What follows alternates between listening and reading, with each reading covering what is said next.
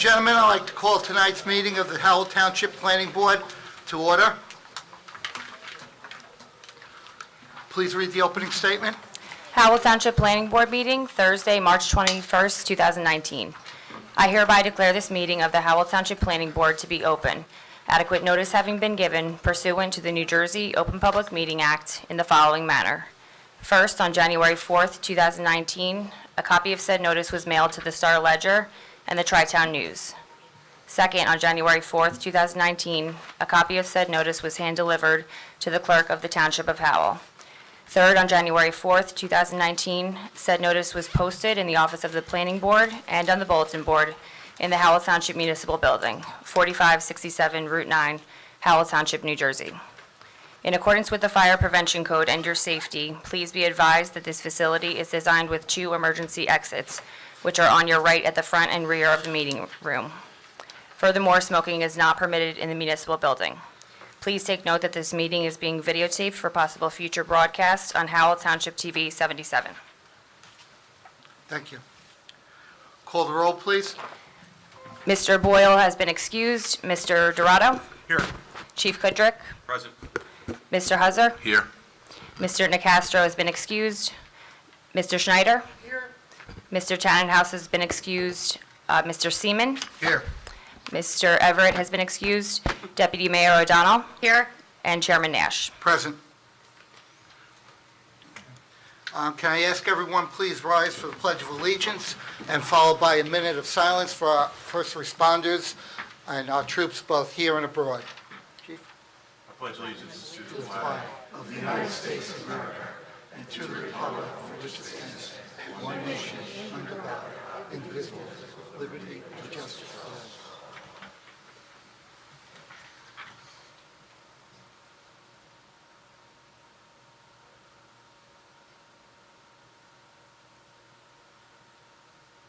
Thank you.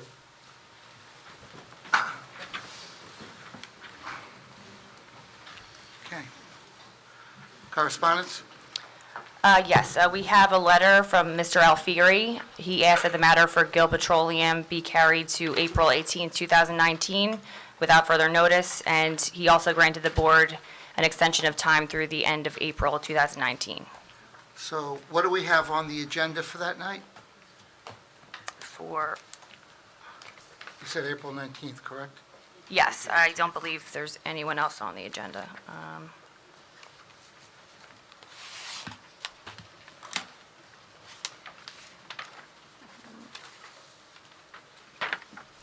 Yeah, just Gil Petroleum, yep. Okay, fine. Mr. Cucchiaro, would you please make the announcement?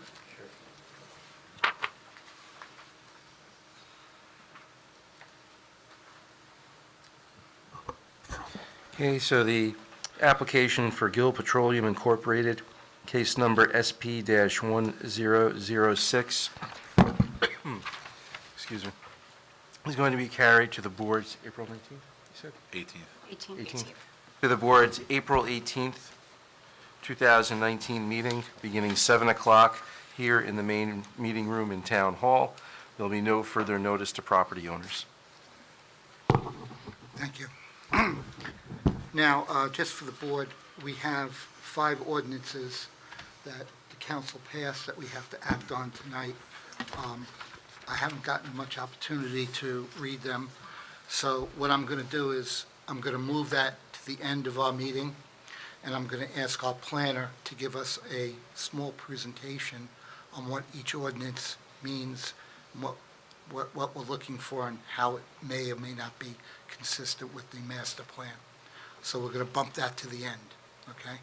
I won't let anything go past like about 10:15, so that we have enough time to act on that and get out at a reasonable time.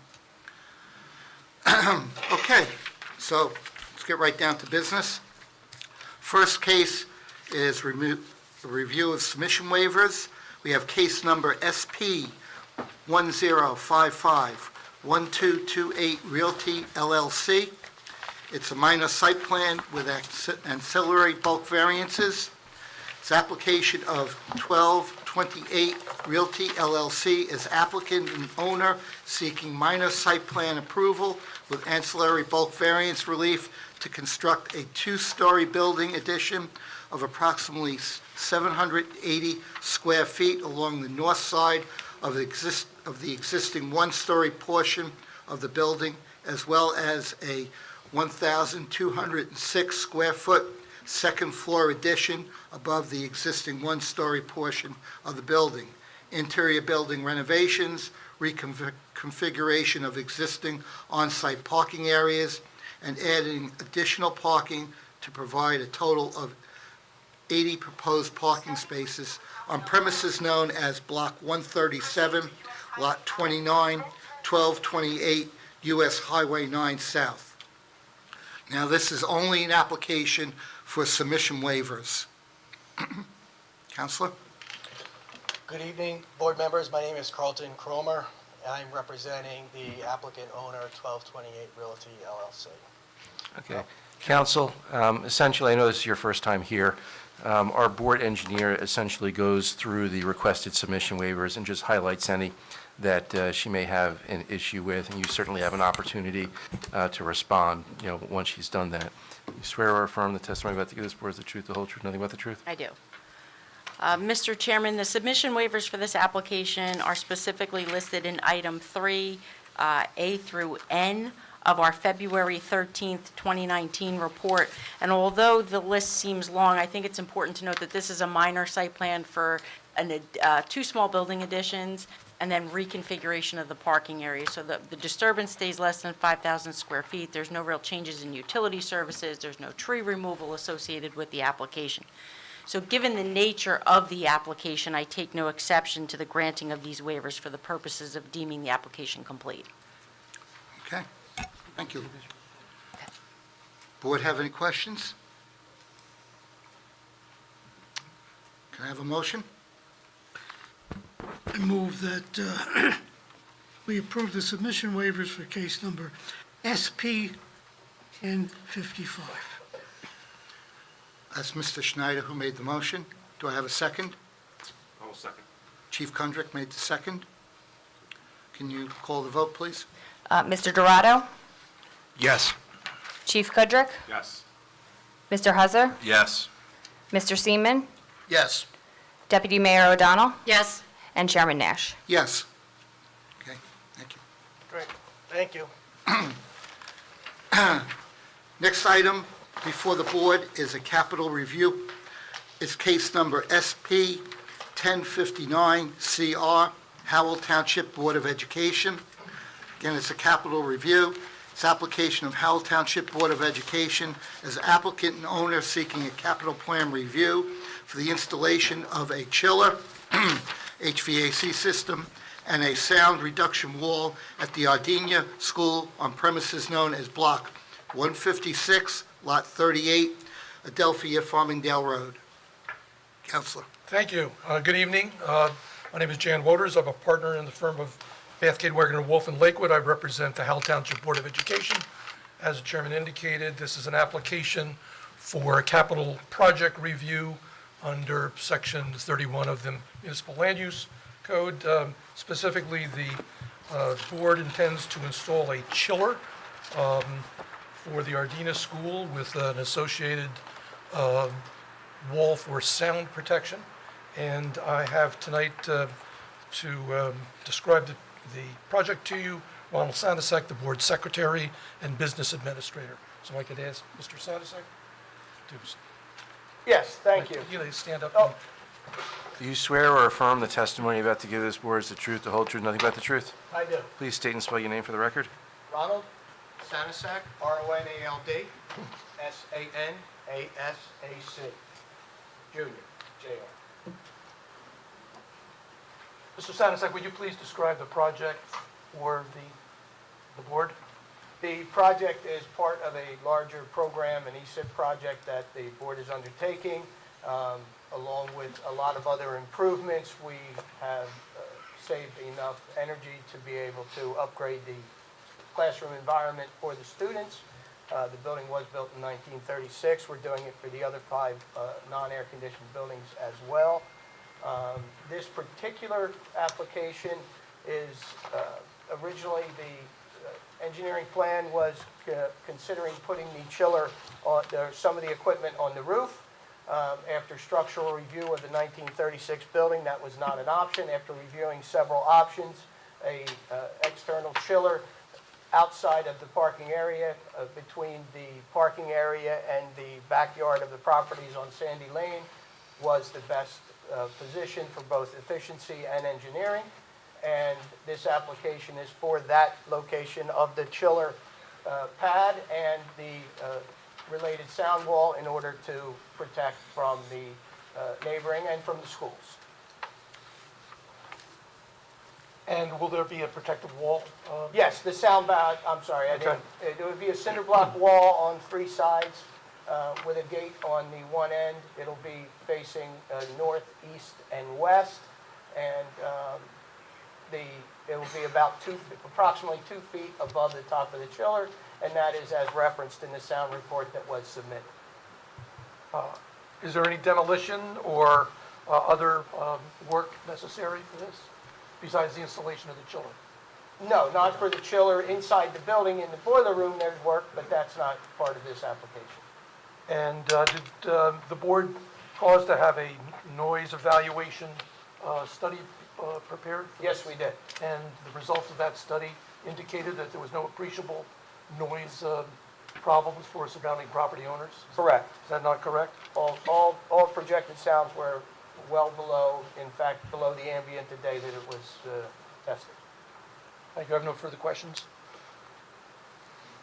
Does the board have any questions? Here I do. Ron, is any of this part of the ESCO project? Yes, this is part of the overall ESIP project, Okay. being good. performed by the ESCO, which is the contractor, which is DCO Engineering. Okay. Mr. Sanisek, just for the board's purposes, I know Ms. O'Donnell knows what it is, but board members may not know what the ESIP. Yes, ESIP is Energy Saving Improvement Project, and it's through the BPU and other state agencies, and we're making quite a few upgrades to the buildings, primarily changing fluorescent lights for LED lights and solar panels and other ECMs, they call them, energy conservation measures. And those measures produce significant savings, and that allows for the cost to be borne over the time so that the entire project is at no cost to the taxpayers. Thank you. I look forward to you and the council being able to talk about this for possibly some savings with the township, so, just as an aside. There have been some discussions, yes, And I hope to have more. we work well together. I wanted to ask you, this, the wall for the sound, is that mandatory? Or is that you're doing that as a courtesy? We're doing that because we recognize that it's a courtesy on the Maybe. property line, So yes. it's a courtesy, okay. Yes. I was just curious if it was a requirement. 'Cause No, I it's did not a notice- code requirement. I noticed the one at the other school is oh so attractive, but if it's a courtesy for the neighbors, then that would outweigh the site for me. This will So, be much smaller than that one Oh, at the okay. Adelphia building, if that's what you're referring to. That's the one. Yes. Yeah, that's something. No, I That's have no timber, this will questions. be concrete masonry units. I have no other questions. Counselor, Yes, sir. I have a March 18th letter here from our engineer. There's a couple of items. Mr. Chairman, if I could, I believe it was all addressed during direct testimony. The first comment we had was protective barrier, which I believe is, we have walls around 3 sides. More of my concern was where the gate was opening proximate to the parking stalls, but if they're, well, making sure that there wasn't provisions for a car to come through. Right. Which I believe there is. Item B, when we had looked at this, we saw the 3 potential locations, but I believe even in the interim, it's been finalized to show the exact location, and we asked that they discuss the noise impacts, which they have done. And then the final comment we had was whether grading or site demolition was proposed, and I think they've indicated none is proposed, there's no demolition which would occur, and there's no change to the grade. And then the last thing we had was just, they're subject to any other permits that would be required. Are they? The construction, they're definitely subject to construction permits for the installation. Okay. Ron, so how do we proceed on this one?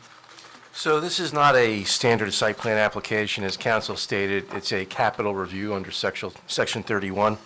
So what that section says is that when a governmental entity is expending any funds for a capital project, they're required to come to the planning board in order to basically tell you what they're doing. You don't grant an approval or a denial, but you can, if you wish, place recommendations and comments on the record and speak to, its relevance to the master plan. But there is no, approval or denial. And if you have no comments, you can say that as well. Right. Okay. Mr. Guzzo? No comments. No comment? No comments. No comment. Chief? No comment. Nothing? So what I would recommend, Mr. Chair, is just a motion to say that the board, it has no affirmative comments with regard to this matter. Could someone make that motion? I'll make a motion that we've heard the presentation and the planning board has no comments or issue with the project going forward. I'll second that. Chief, second. Call the roll, please. Mr. Dorado, Yes. Chief Kudrick, Yes. Mr. Huzzer, Yes. Mr. Seaman, Yes. Mr. Schneider, Yes. Deputy Mayor O'Donnell, Yes? and Chairman Nash. Yes. Thank you. Thank you. Thank you very much. Good night. Next item on the agenda is case number SP 830-A3, Northeast Remsco Construction. It's an amended preliminary and final major site plan. Application of Northeast Remsco Construction as applicant, and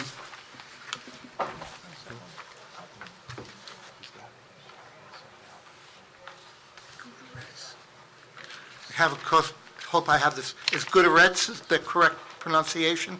Gutierrez. Gutierrez.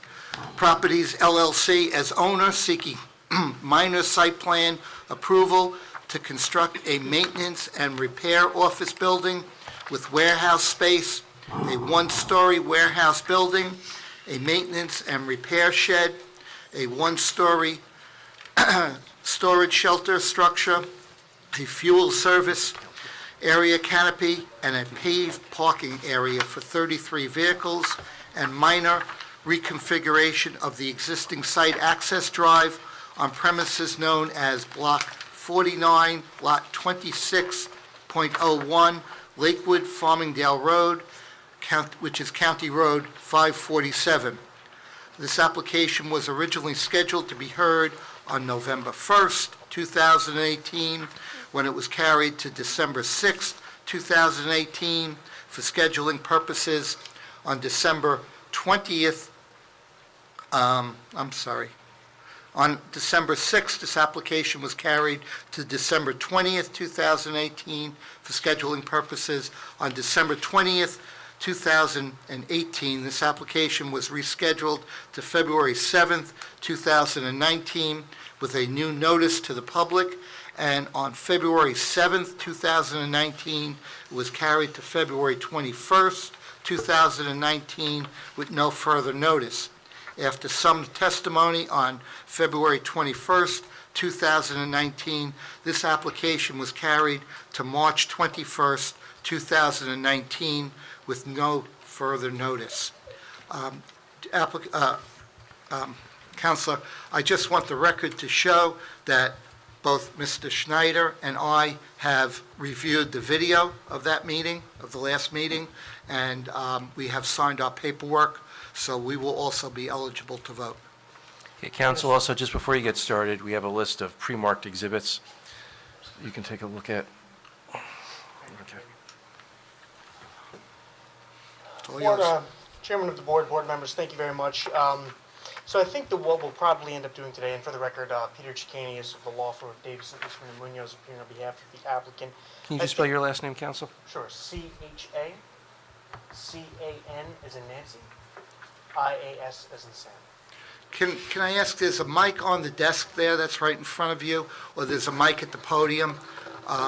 Can you use either one and be in close proximity so we can pick it up on the record? Sure. Just take my notes. Oh, that's perfect. Well, we could use the wireless mic, too. Got it all covered. Yeah. Oh, the battery doesn't always work on that. There you go. Council members, again, good evening. Peter Chicani is appearing on behalf of the applicant. Last time I think we were here, which again, I think was on December 21st, some testimony was heard and a number of exhibits were marked. I think the most efficient way to go about this today is to first have our architect, Mr. Dooley, testify as to some of the changes he made with respect to the landscaping and the facade, and then to bring up our engineer following and to discuss any revisions that were made and any questions that the board might have and address it in that manner if the board has no objection. That's fine. Okay, Mr. Dooley? Okay, I don't remember, were you previously sworn, sir? Yes, I was. Okay, I just remind you remain under oath. And just for purposes of the record, if you could state and spell your name again? It's Robert G. Dooley, D-O-O-L-E-Y, Jr. Okay. Right. We concluded the last meeting, and we had gone through each of the buildings on site, but there were questions still regarding Building B, which is, it's a one-story construction materials storage building. It has gable roof. It runs parallel to Lakewood Farmingdale Road.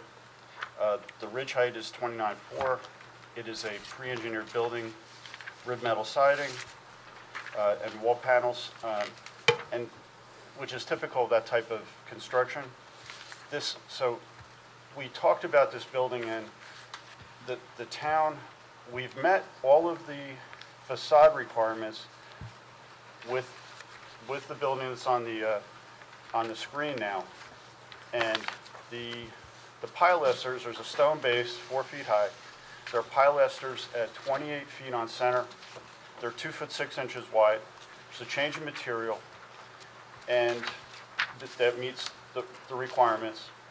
We added, after that meeting, a 3-foot overhang on the roof, and which is hard. It looks like a small building, and we added steel. There are steel brackets that would support that, like an old style building, and with 3-foot overhang, and the brackets are actually 10 feet long, and they start at the eave or the edge of the building, right behind the gutter, and then would go back on an angle and engage the facade or the pilasters. What we haven't done, and I disagree with it because I think it would be useless on this building. We didn't bring those pilasters out 3 feet, each one of them, and it would just be wasted construction. It's a utilitarian building, and I think that this facade actually would be attractive in the scale that it's in, with these large brackets, the stone facade, and the stone matches the other building facades at the office on the site as well. So that was a change I would be suggesting for this building to enhance that elevation.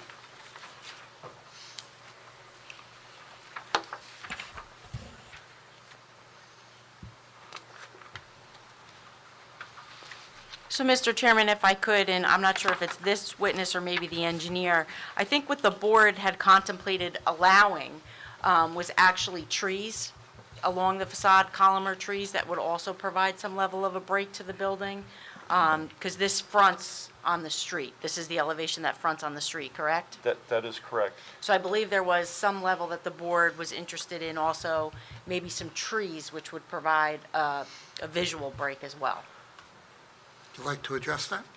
I think that might. I think that would actually, it would also enhance the building. The way the building is, because of the 28-foot bays, we could place a tree in the center of each one of those. There is a earth berm in front of this building as well, and there is heavy planting along the street.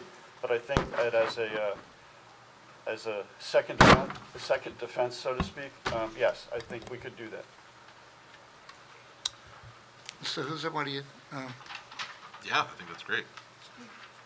because we would be offering him relief from the requirements to have the 3-foot bump out. So he'll plant the trees in lieu of the bump out. And what I do think he does provide, which is unique, is the 3-foot overhang. So there is a visual break to the top of the building. that does come in. So I think as far as it goes, the applicant has shown an effort to meet the intent. While it doesn't meet the letter of it, I think the roof overhang with the brackets combined with the vegetation would go to the visual effect I think that we're looking to see. Thank you. Deputy Mayor, you okay with that?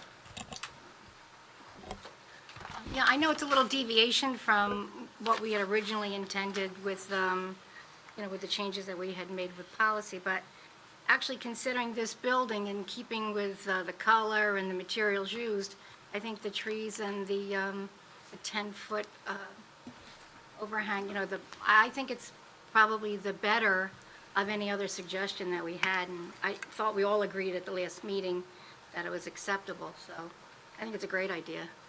So that's a yes. I'm sorry, that's a yes. Okay. Mr. Schneider?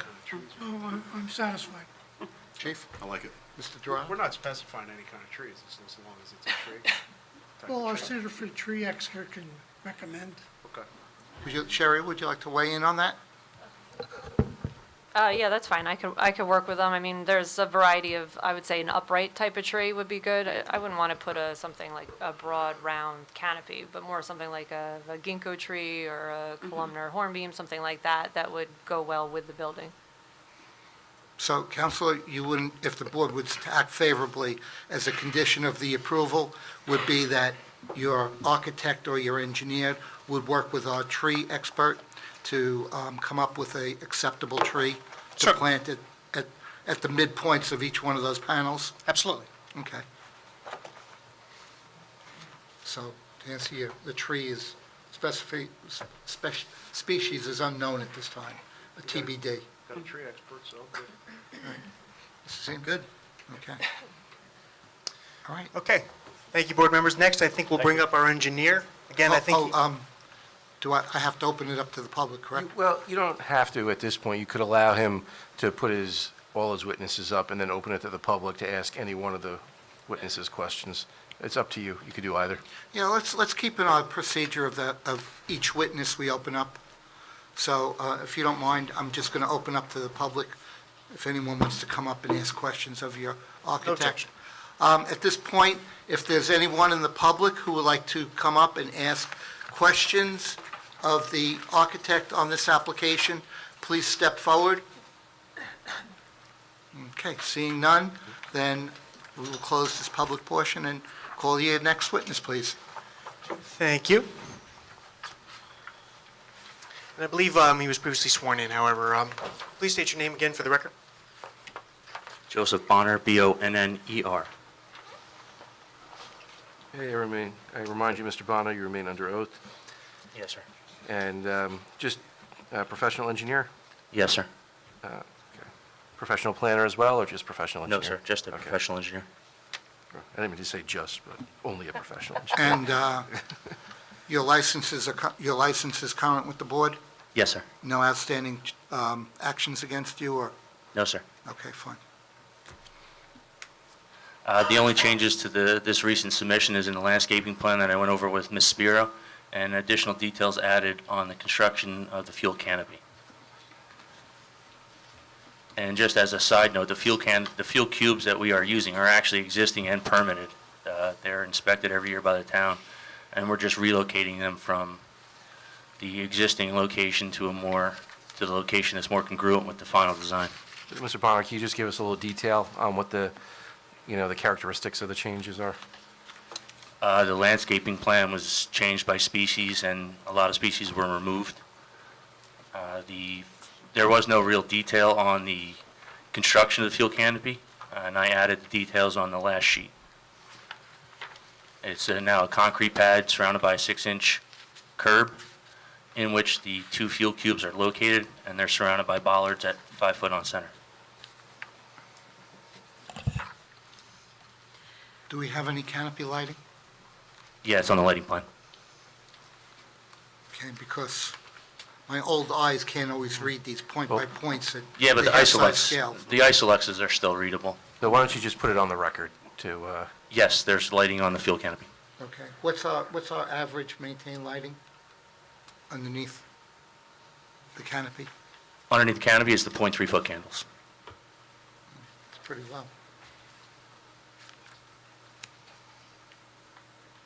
And that, since it's under the canopy, it's all downward throw, correct? Yeah, it's all downward throw, backlight prevented, there's zero light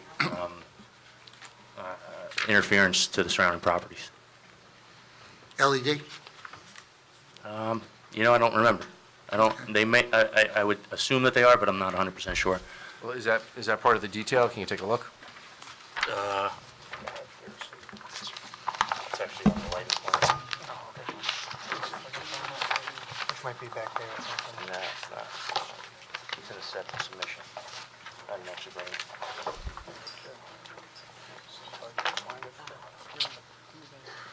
This is it. Yeah, it's in the, I know, I hate the half size. You need the point by point? no, not the point by point. He asked if it's the fixtures are LED or standard Oh, keep incandescent.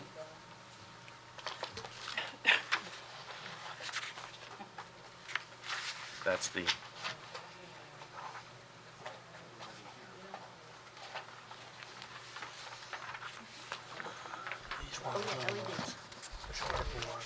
They're LEDs. It's yes, they are LED. Okay, fine. It's a whole different plan. I think this is the whole point. You can read it if Is that the extent of Mr. Bono's testimony? Those are the only changes that I made from the last submission. Mr. Hazar, are you satisfied that everything that was requested by the Environmental Commission has been taken care of?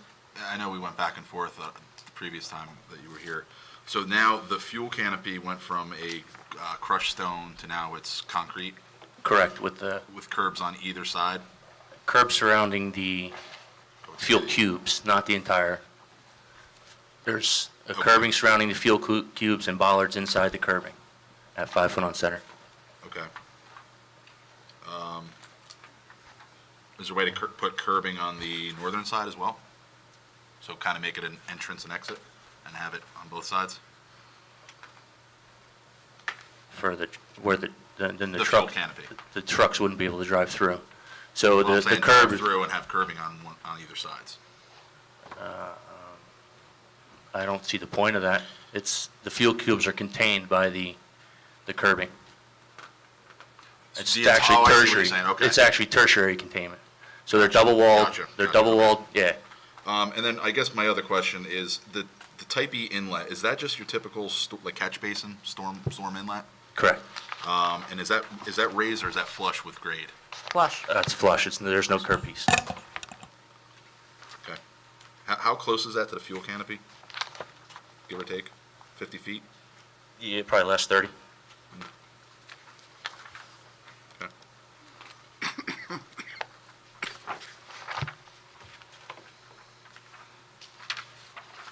Mr. Chairman, I had one question. I think at the prior hearing, you had said that you would work with the Fire Bureau and comply with all their recommendations. Yeah, I'm still unsure of the actual, in their last letter, it said the parking lot driveway. I don't have a problem going to the 30-foot aisle.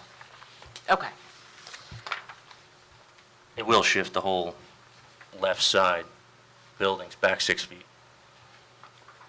But it won't invade any setbacks, or it'll just increase the parking aisle from 24 to 30. Okay. So, Mr. Chairman, with that, I have nothing further at this time. I would say with this last submission, the applicant has substantially cleaned up a lot of the technical comments. We do have a couple. I'm assuming you agree to comply with those. They're on item 3, page 6 of our report. I believe the only one I may take exception to is 3B, the Woodlands Management Plan. I believe that was satisfied in phase 1. And what we've asked, if you read it, it says that we just need verification. Okay, yeah, then I have no problem complying with all the comments.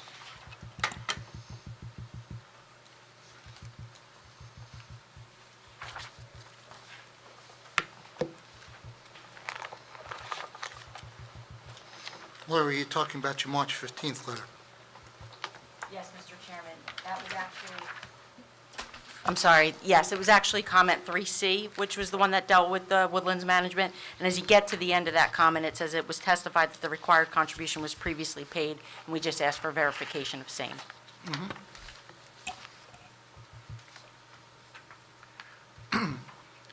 And A through I, with the exception of what we just talked about, C, has all been complied with, Will be complied with. or will be complied with. Okay? Any more testimony from him? Board members, I think that's it, unless, of course, there are any additional questions or concerns. Gentlemen, Deputy Mayor, any questions? No, not at this time. Okay.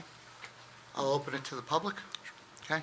If anyone would like to come up and ask the engineer any questions on this application, please step forward. Seeing none, I'll close the public portion of it. Okay.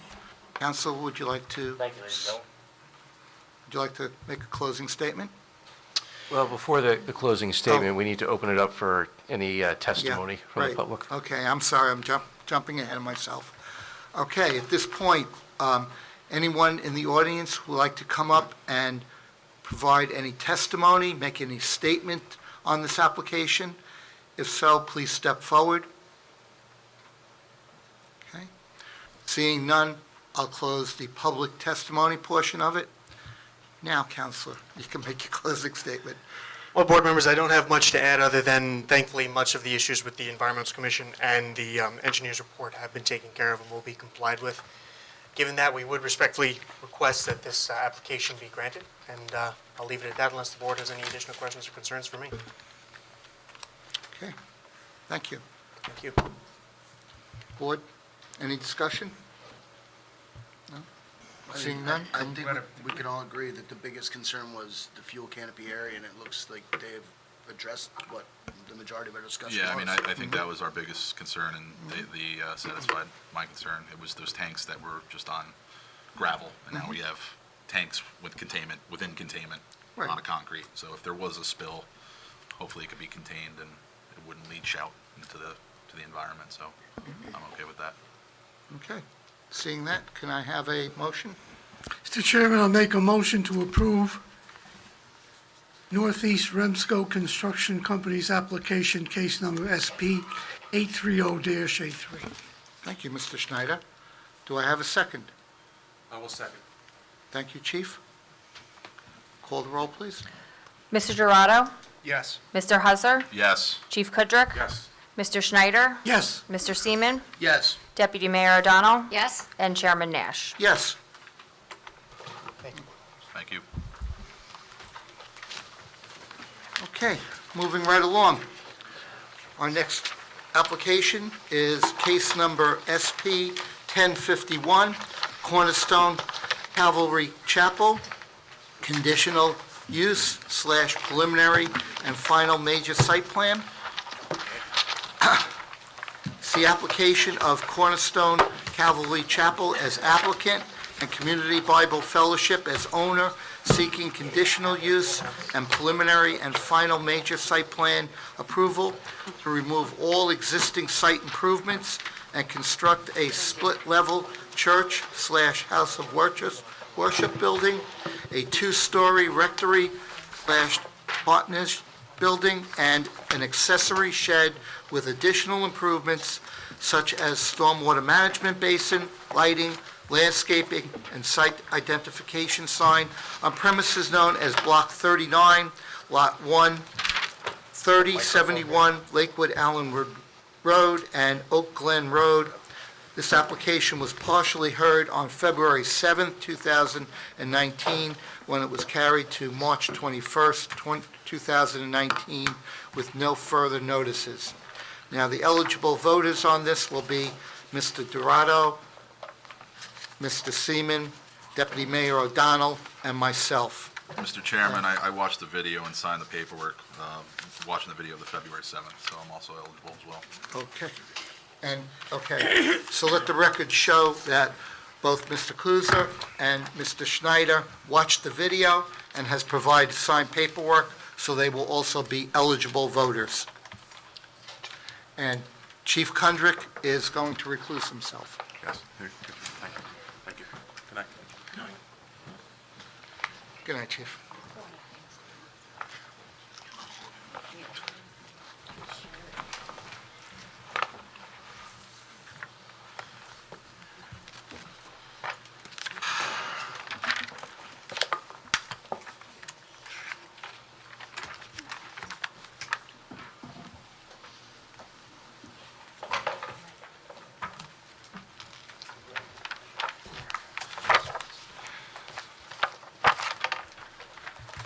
Burden of truth. Okay, Counselor? Good evening, Mr. Chairman, members of the board. Frederick Neiman, Hanlon Neiman and Wright, on behalf of the continuation of our February 9th, 2019 hearing. At that hearing, we marked into evidence, I believe, approximately Well, 50. Mr. Neiman, we gave you an updated exhibit list, so everything that's been marked in is on the list. Okay. Does that include? That includes the last meeting. Okay. What's And the it difference appears to between also these? include the updated reports submitted by Mr. Ray and by Insight Engineering, correct? It looks Correct. like exhibits 15, 16, 17, so those are the most recent Yes. submissions. Great, thank you. Mr. Chairman, I have, at our last meeting, we had Pastor McCarrick sworn in. Walter Miller was present. I identified who he was as a representative of the church, as the project design consultant, as a church leader, and my recollection is he was not sworn in. So tonight, as he may be asked to testify, I would ask that he be sworn in with Mr. James Ray. Well, we'll swear them in as they come up, so as You they're... want to do it that way rather than Yeah. beginning? Okay. In which case then, given that the exhibits have been pre-marked, I would like to call the project engineer, Mr. Pat Ward, of Insight Engineering, who was not present at the last meeting. It's my understanding he has testified a number of times before this board. I'll leave it up to you, Mr. Chairman. whether I would want like to you to read go qual- through his qualifications. Well, let's just swear them in first.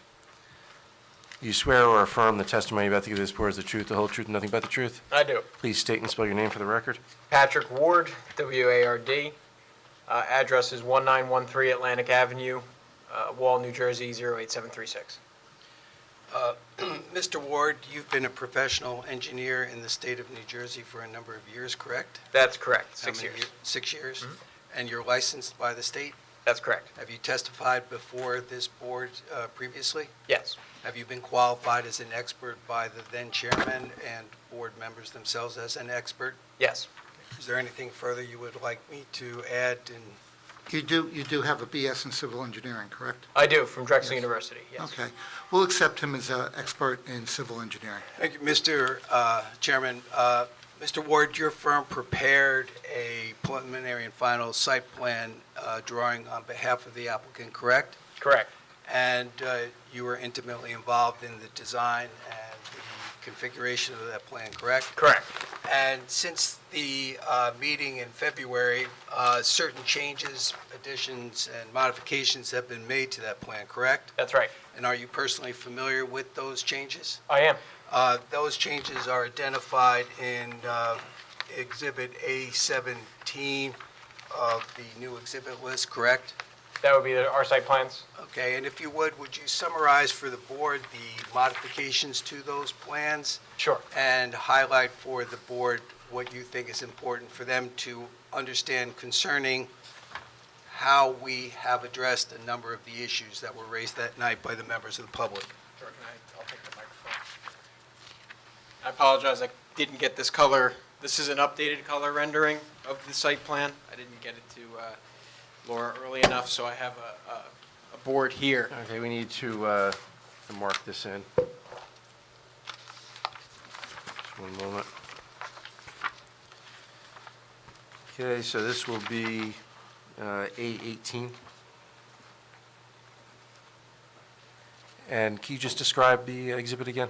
Sure, it's our site plan, color rendered, overlaid on a Google Earth image with GIS tax lines, prepared as of yesterday.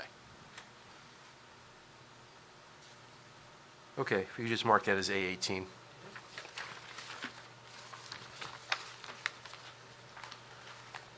Okay, so apologize I couldn't be here at the first meeting. However, hearing the comments from the board and its professionals, we made a few changes. Most notably, our focus was on the buffer on the east side of the property line. Well, I would say the northeast, our rear. I'm pointing to that right now. We have a residential property that also has a farm element to it on that side, so ordinance requires a 50-foot buffer there. Not only 50 feet of space, but as we all know, there's other requirements as part of that buffer that are required to be proposed. Previously, we had a portion of the shed within the 50 feet. We had clearing within the 50 feet and some regrading. So what we decided to do as a team was, let's pull everything outside of the 50 feet. So what we're proposing today is a retaining wall at 50 feet. The retaining wall is a timber tie wall. It's going to be 3 feet maximum in height. On top of the wall is a 4-foot solid fence. The intent there is to, on the downside of the slope and on the wooded area, to provide upwards of 7 feet of a visual physical buffer. Everything within the 50 feet, all the wooded area, the wooded area is proposed to remain and be untouched. So we're maintaining what's out there today. Based on this change, the geometry of the parking lot changed with it. Fundamentally, the application didn't change. However, by moving this, the geometry of the lot changed. So we had to, one, pull the shed a little closer to Lakewood Allenwood Road, but then also we had to reconfigure the parking in this area. By doing that, we altered some of the access routes, and we also actually had an ability to add some more spaces on the northwest side of the parking lot along our stormwater management basin. We still have the head-in parking facing that eastern direction, but all of the parking areas are well outside the 50 feet. Based on that and our ability to gain some more spaces, we modified our banked parking configuration.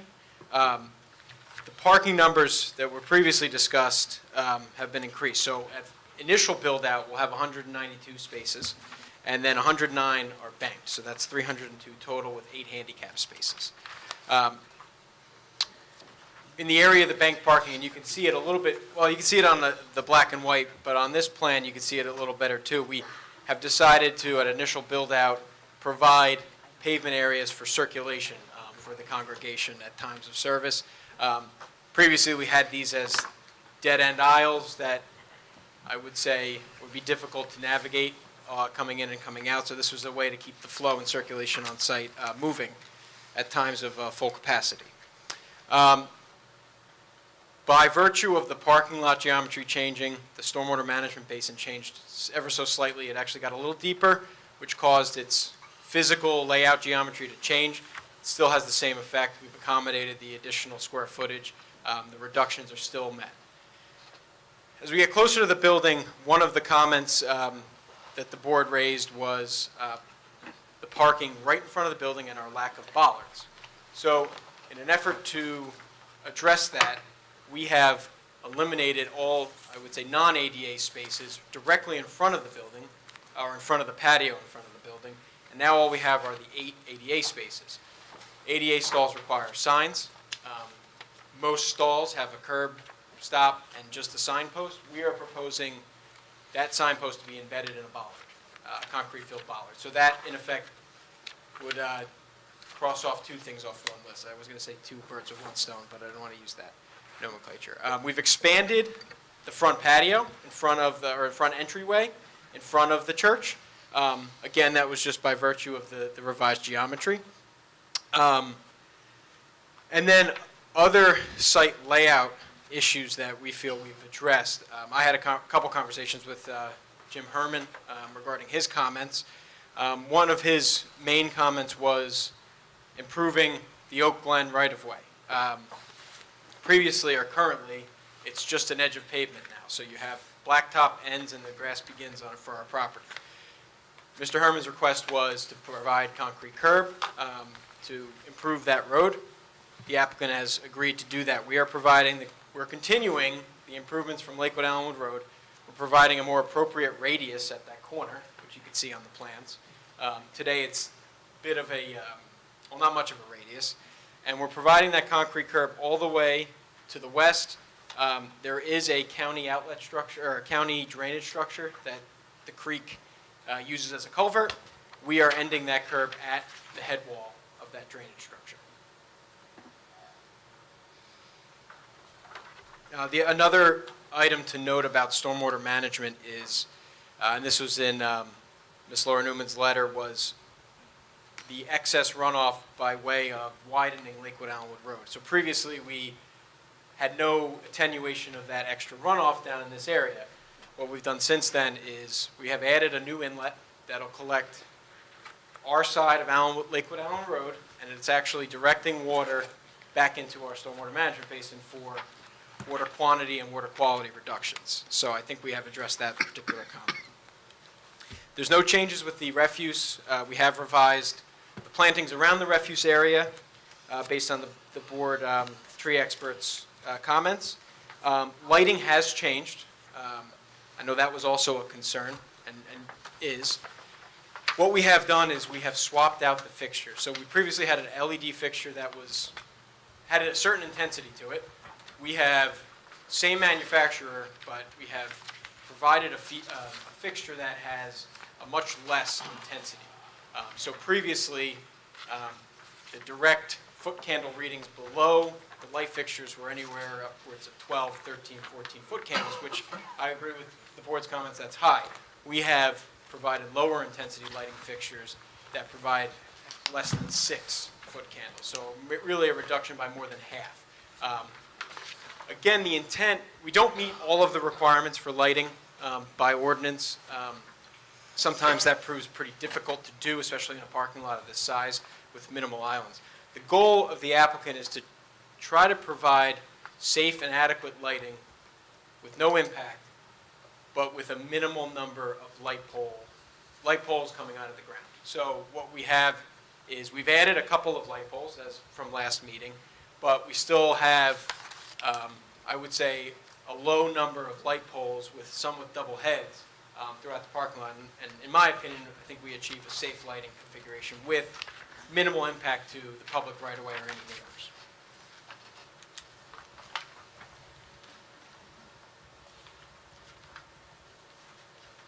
And now landscaping changes, there were quite a few changes on that end. I already mentioned the revised plantings around the refuse enclosure. On our updated plans, we provided the actual footprint of the parsonage building that's on the east side of the property. You can see that there. That is, at this point in time, what the building will look like from a footprint standpoint. We provided foundation plantings at the parsonage. And we've also increased the number of trees. So that was a comment that we addressed. We have right now 41 proposed trees on site. If you look at just around the parking lot area, we're at 25, but total is 41. And in assessing the property today, and discussing with the applicant, we found an ability to preserve some of the trees that are closer to the right-of-way. And I've been in conversations with CME about whether we're going to keep all the trees or just if we have to lose a tree due to grading or something like that, we'll replace it. But there are a couple of notable trees along the right-of-way that we're going to strive to save and work around. Signage did not change from the last application. It's still located in this front bermed island. And that's the summary of the engineering changes to the site plan.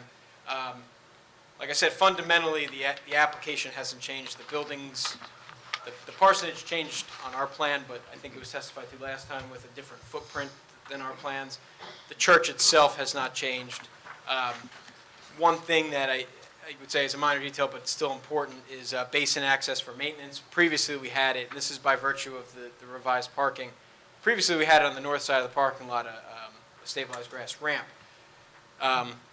Because we had to revise the basin to make it still work, we have shifted the stabilized maintenance area or entrance to where we have the fire area for the stabilized grass. So we're entering over here on the basin. So other than that, that would conclude the changes to the site plan. If there are any questions about that. I think we need to focus a little bit on, unless it's another witness, the relief that's going to be required. I was going to address that. Okay. During your testimony, Mr. Ward, you appeared to be referring to a document or two. Did you have occasion to review the planning board's plan or review letter of March 15, 2019, which has been marked as Exhibit B19? Yes. And have you also had occasion to review the board engineer's review letter of March 18th, identified as Board Exhibit 21? Yes. Now, your testimony addressed a number of the comments in there, but there are other comments within each of those reports. Now, I don't expect that you would recall them off the top of your head. Would you benefit from me bringing up our next witness for you to review these reports and cover those comments that the board attorney just made reference to, or do you feel you can testify to them in an efficient manner by just referring to them and testifying now? Well, I would just say that we've attempted to address a lot of the major technical items. I know there are still landscape items that need to be addressed in terms of trees and particularly saving some of the existing trees. But we have our office takes no exception to the comments that are in the newest letters, any comments that have not been addressed. Well, I want to stay on that. When you are, what you're talking about are the buffer requirements? We're going to get to that's a variance, so that's I'll bring that up in planning testimony. I just wanted to end the engineering. Okay, We're so, going to get to I'm going to go into the buffer a little more detail. all right. Bless you. Those, by the way, if you want to make a note to yourself, when you testify, I believe the board attorney is referring to page 6, at least, of the planner's report. Is that what you were referring to? or- I was just going off my Okay. recollection. No, that's But- the All one right, variance. so I just wanted to make sure that was not addressed yet. Then, my other question, though, is on the parking. So you've increased the parking from 284 stalls to 302, right? Correct. But 109 of those are not going to be developed, at least at Correct. this Those are to time. be banked. So what's the total number of parking spaces that are going to be on site at this time? I said it before. I believe it's 193. And what do you propose as being sort of the trigger for determining when banked parking spaces would be developed, if at all? This is a unique use in where the trigger may not be as obvious with the zoning review. And I know this came up last time. Yeah. I didn't have the opportunity to be here for that. That's something I'm not sure if we came to a conclusion on that end. I defer to Mr. Neiman on. Yeah, there was some, discussed. It was like a 2-year reevaluation Yes, period. that's- That's still the plan, yeah, correct? yeah, I think that's if I may, Mr. Chairman, I think that's a reasonable condition. We could, the pastor could come in, would not need an attorney or anyone present, could testify as to how the parking's working out. I assume you'll get complaints, town will get complaints if there are problems, so I think. We may get complaints if there are no problems. Well, that too, but that 2-year interval should give the board the information it needs in order to evaluate. And as I indicated, as soon as the high heels start to break, when the congregants walk in a graveled area, you can be sure the pastor will hear of it. I've represented other churches, it's what they all tell me. Okay, I just wanted to make sure we get that on the record again. Sure. Okay.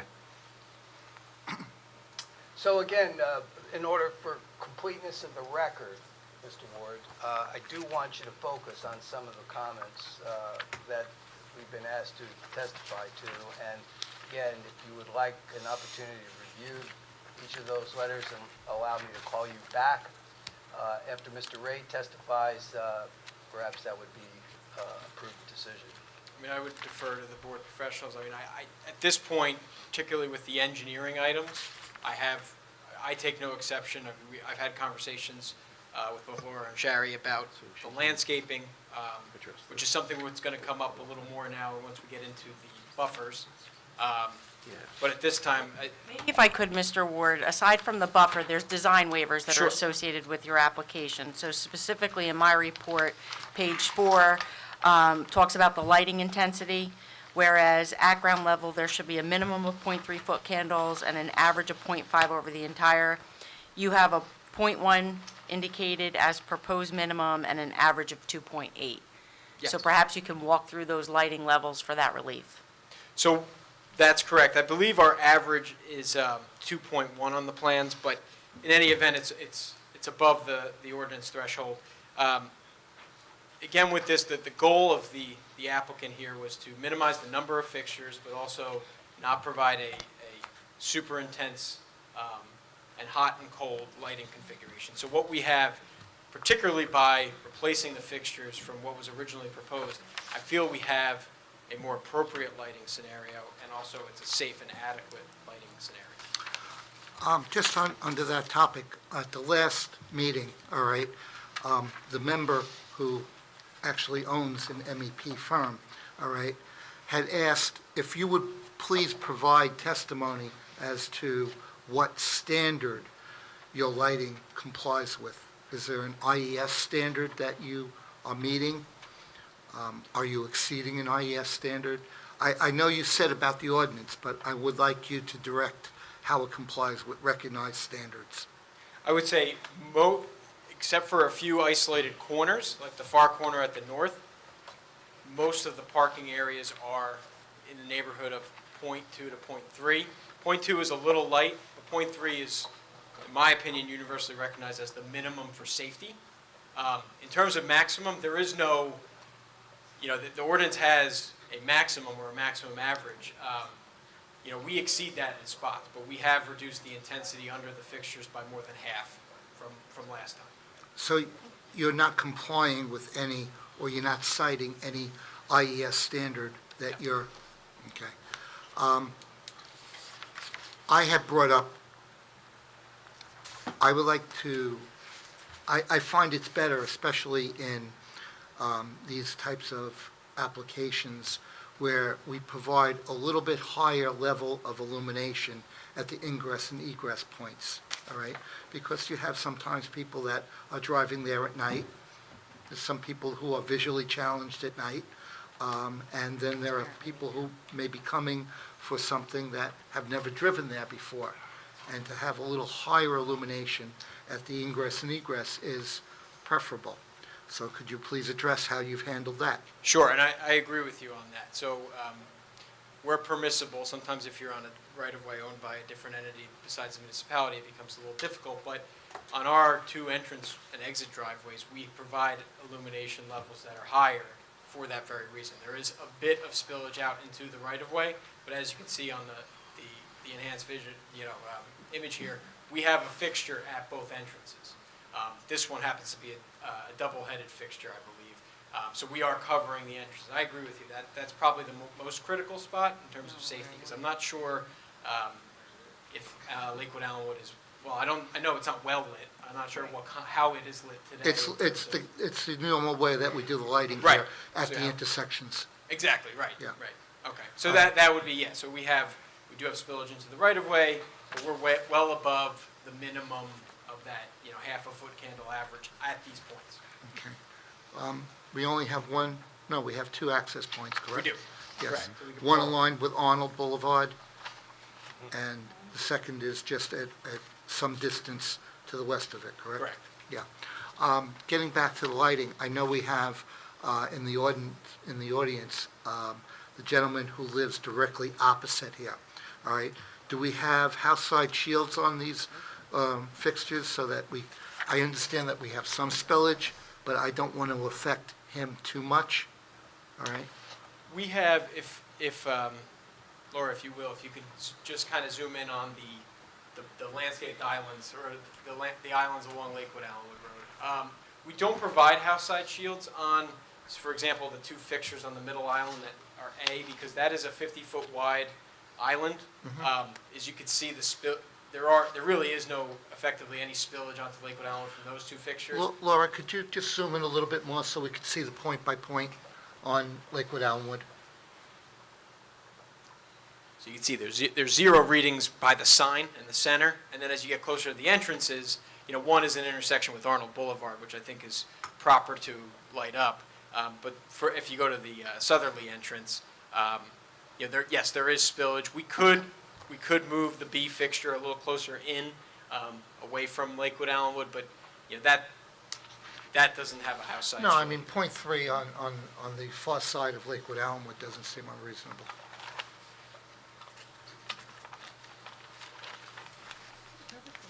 In regards to the other design waivers, We are not proposing sidewalk, public sidewalk. In the immediate vicinity, there is no sidewalk. We feel there isn't a demand for pedestrian sidewalks in this area. It's not really conducive for that, so we request that waiver. The next one is D. This is buffering and screening to minimize direction views of vehicles in the parking lot with an evergreen hedge. This, I believe, is more focused on the Lakewood-Allenwood right-of-way, but also on the northwest side of our parking lot. Anywhere you have headlights where cars are parked. On the rear of the property, we feel that a hedgerow is not necessary because we have... What are you construing as the rear? Over here, I'd say the north side of the parking lot. While that's an elevated area, we are facing very thick woods in that direction. So as you can see, this is all wooded, and it's protected by the state. So we can only think, anyone future development, there's really no potential for that in this area. What about the cars parking perpendicular to Lakewood Allenwood that face out? Sure, this way, Yeah. correct? Yeah, so what we've, and this was a request by the applicant, and it really comes down to maintenance of these plantings. We are proposing a 3-foot berm along Lakewood Allenwood Road in that 50-foot wide island in an effort to substitute for the evergreen hedge. And the reason for that is a lawn bermed island is easier for maintenance for this particular use. Full-time employees will be a handful of people here. Any maintenance of the property really comes down to the congregation themselves and volunteer service. So in lieu of providing a few hundred shrubs, evergreen shrubs, we're proposing to do some balancing of the earthworks on site and provide that 3-foot berm along the right-of-way. Hold on one second. Sherry, Laura, would you like to weigh in on that? We had spoke earlier about that. I don't have any issue with using the berm in lieu of the shrubs. The only area that we did discuss was right in front of the church building. There is an existing oak tree over there that they are showing to save and provide a well around it because of the berming. I would really like to see no berming there and not have the well. Often you see they just mess up that, and the well ends up killing the tree, and then we have a well and a dead tree. I would like to see then maybe some hedging over there, because I prefer no berm in that area so we could save the tree without having to worry if it's going to live in the well. Okay, and we'll talk about the other thing. Yeah, Mr. Chairman, if I could, part of this, I think will go to their variance testimony, but I think part of what the board has to weigh is the berming that they're putting in while you're using it in lieu of the evergreen shrubs that would be required, is actually required by our buffer ordinance. So I think at some point we'll have to look at what vegetation is actually proposed in there and is it adequate to meet our buffer ordinance, but I think that'll be provided under the variance testimony. Okay, but from an engineering standpoint, both of you are okay with the 3-foot berm parallel to Lakewood Allenwood Road, and you feel that would provide effective reduction so that the property owner across the street doesn't have headlights shining on the front of his house? Correct. Agreed? Okay. May I? The 3-foot berm in an effort to keep headlights out of the neighbor's yard, that would also be sufficient if that parking on that space was a truck, an SUV, the higher vehicles. Is a 3-foot berm and planting sufficient for the higher vehicles, which everyone seems to have an SUV instead Well, of a car? what I think we have to weigh, and that's why I think part of it becomes part of the variance testimony. What they're due, in theory, we would have, to comply with our ordinance, a 6-foot berm would be required with plantings.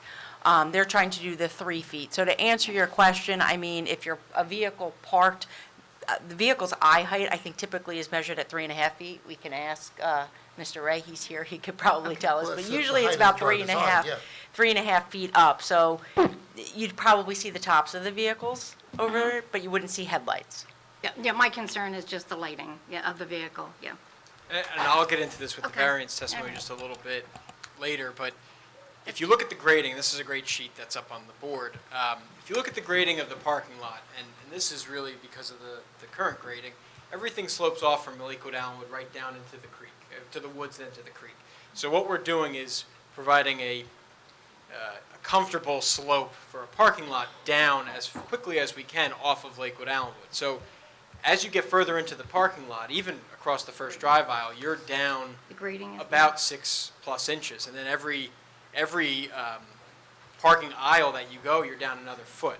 So something to consider that our lot generally sits below Lakewood Allenwood Road. So with the 3-foot berm, I mean, there's a bit of a balance there. Understood, thank you. So the last time we talked about, and we left the meeting, there was an issue with the house to the, I'm going to consider the other one, yes. The north. The horse farm, all right. And I understand that you've come back now and you're effectively providing from your side a 7-foot high obstruction so that you're not going to get anything. I know the homeowner is sitting there. Can I ask you to come up and, is this acceptable to you?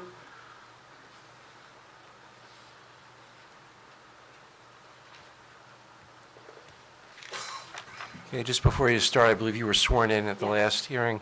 You remain under oath, and if you could just state your name and address. Janet Coakley, 3039 Lakewood Allenwood Road. I've had a couple of discussions with them. I believe that what's proposed is hopefully sufficient. The only thing I didn't hear mentioned was that there was discussion of the fencing, the berm, and trees to kind of Right. buffer the fencing, First, I wanted to get the fencing, and then our tree expert and I have had this conversation, all right? And Sherry, do you want to elaborate about the buffering from a plant standpoint? Right, so the previous plan, I did speak with the applicant about providing additional trees to enhance the buffer, the existing woods that they were saving. The current plan, they are not clearing anything over there, so there isn't the spacing for planting in addition to saving the trees that currently exist there. So that's why they don't have anything currently on the plan. We did speak with Mr. Ward about maybe enhancing the buffer a little more towards as you head to Lakewood Allenwood Road, because the woods over there, they kind of fall off.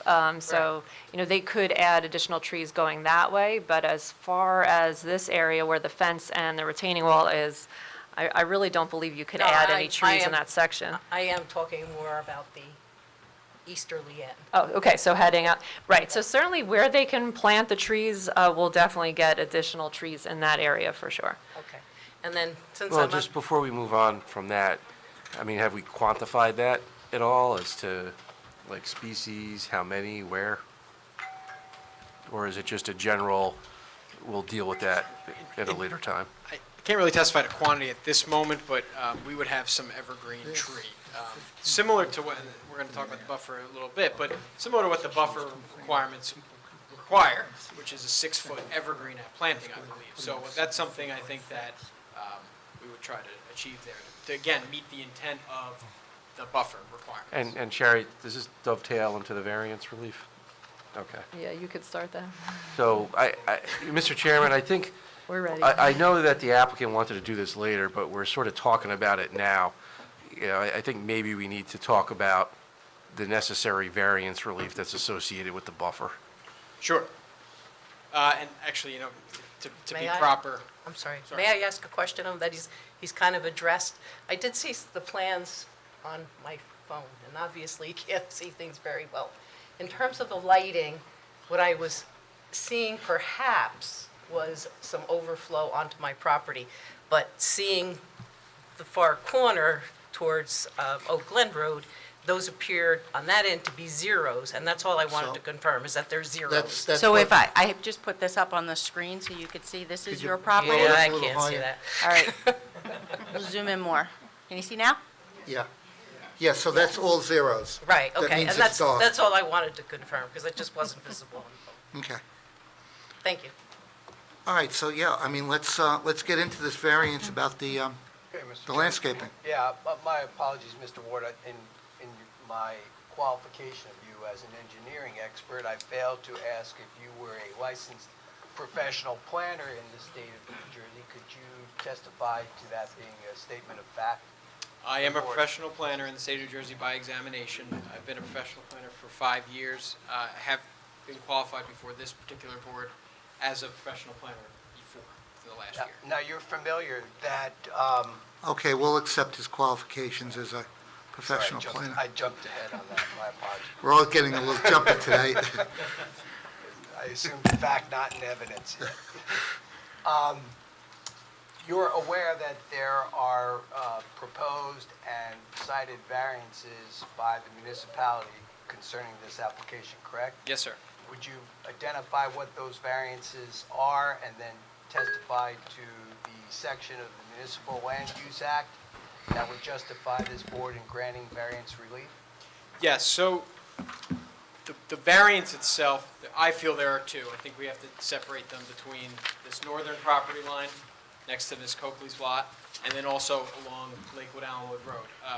The variance is the same ordinance section, it's the 50-foot buffer, but I think for supporting the variance and justifying it, I think we have to split it up. So for now, I will focus on the north property line. When you're looking at this type of variance, it's a flexible C2 variance, it's a bulk variance. You have to look at the positive and negative criteria, and it's a balance of both, and whether positives outweigh any detriments. So when we look at, we'll start with the positives. I think when you look at how the application has evolved, last time, the last set of plans that you saw, we did have, I would say, a substantial encroachment up to that riparian zone limit into the 50-foot. Right now, we are proposing a 50-foot setback to our retaining wall and fence.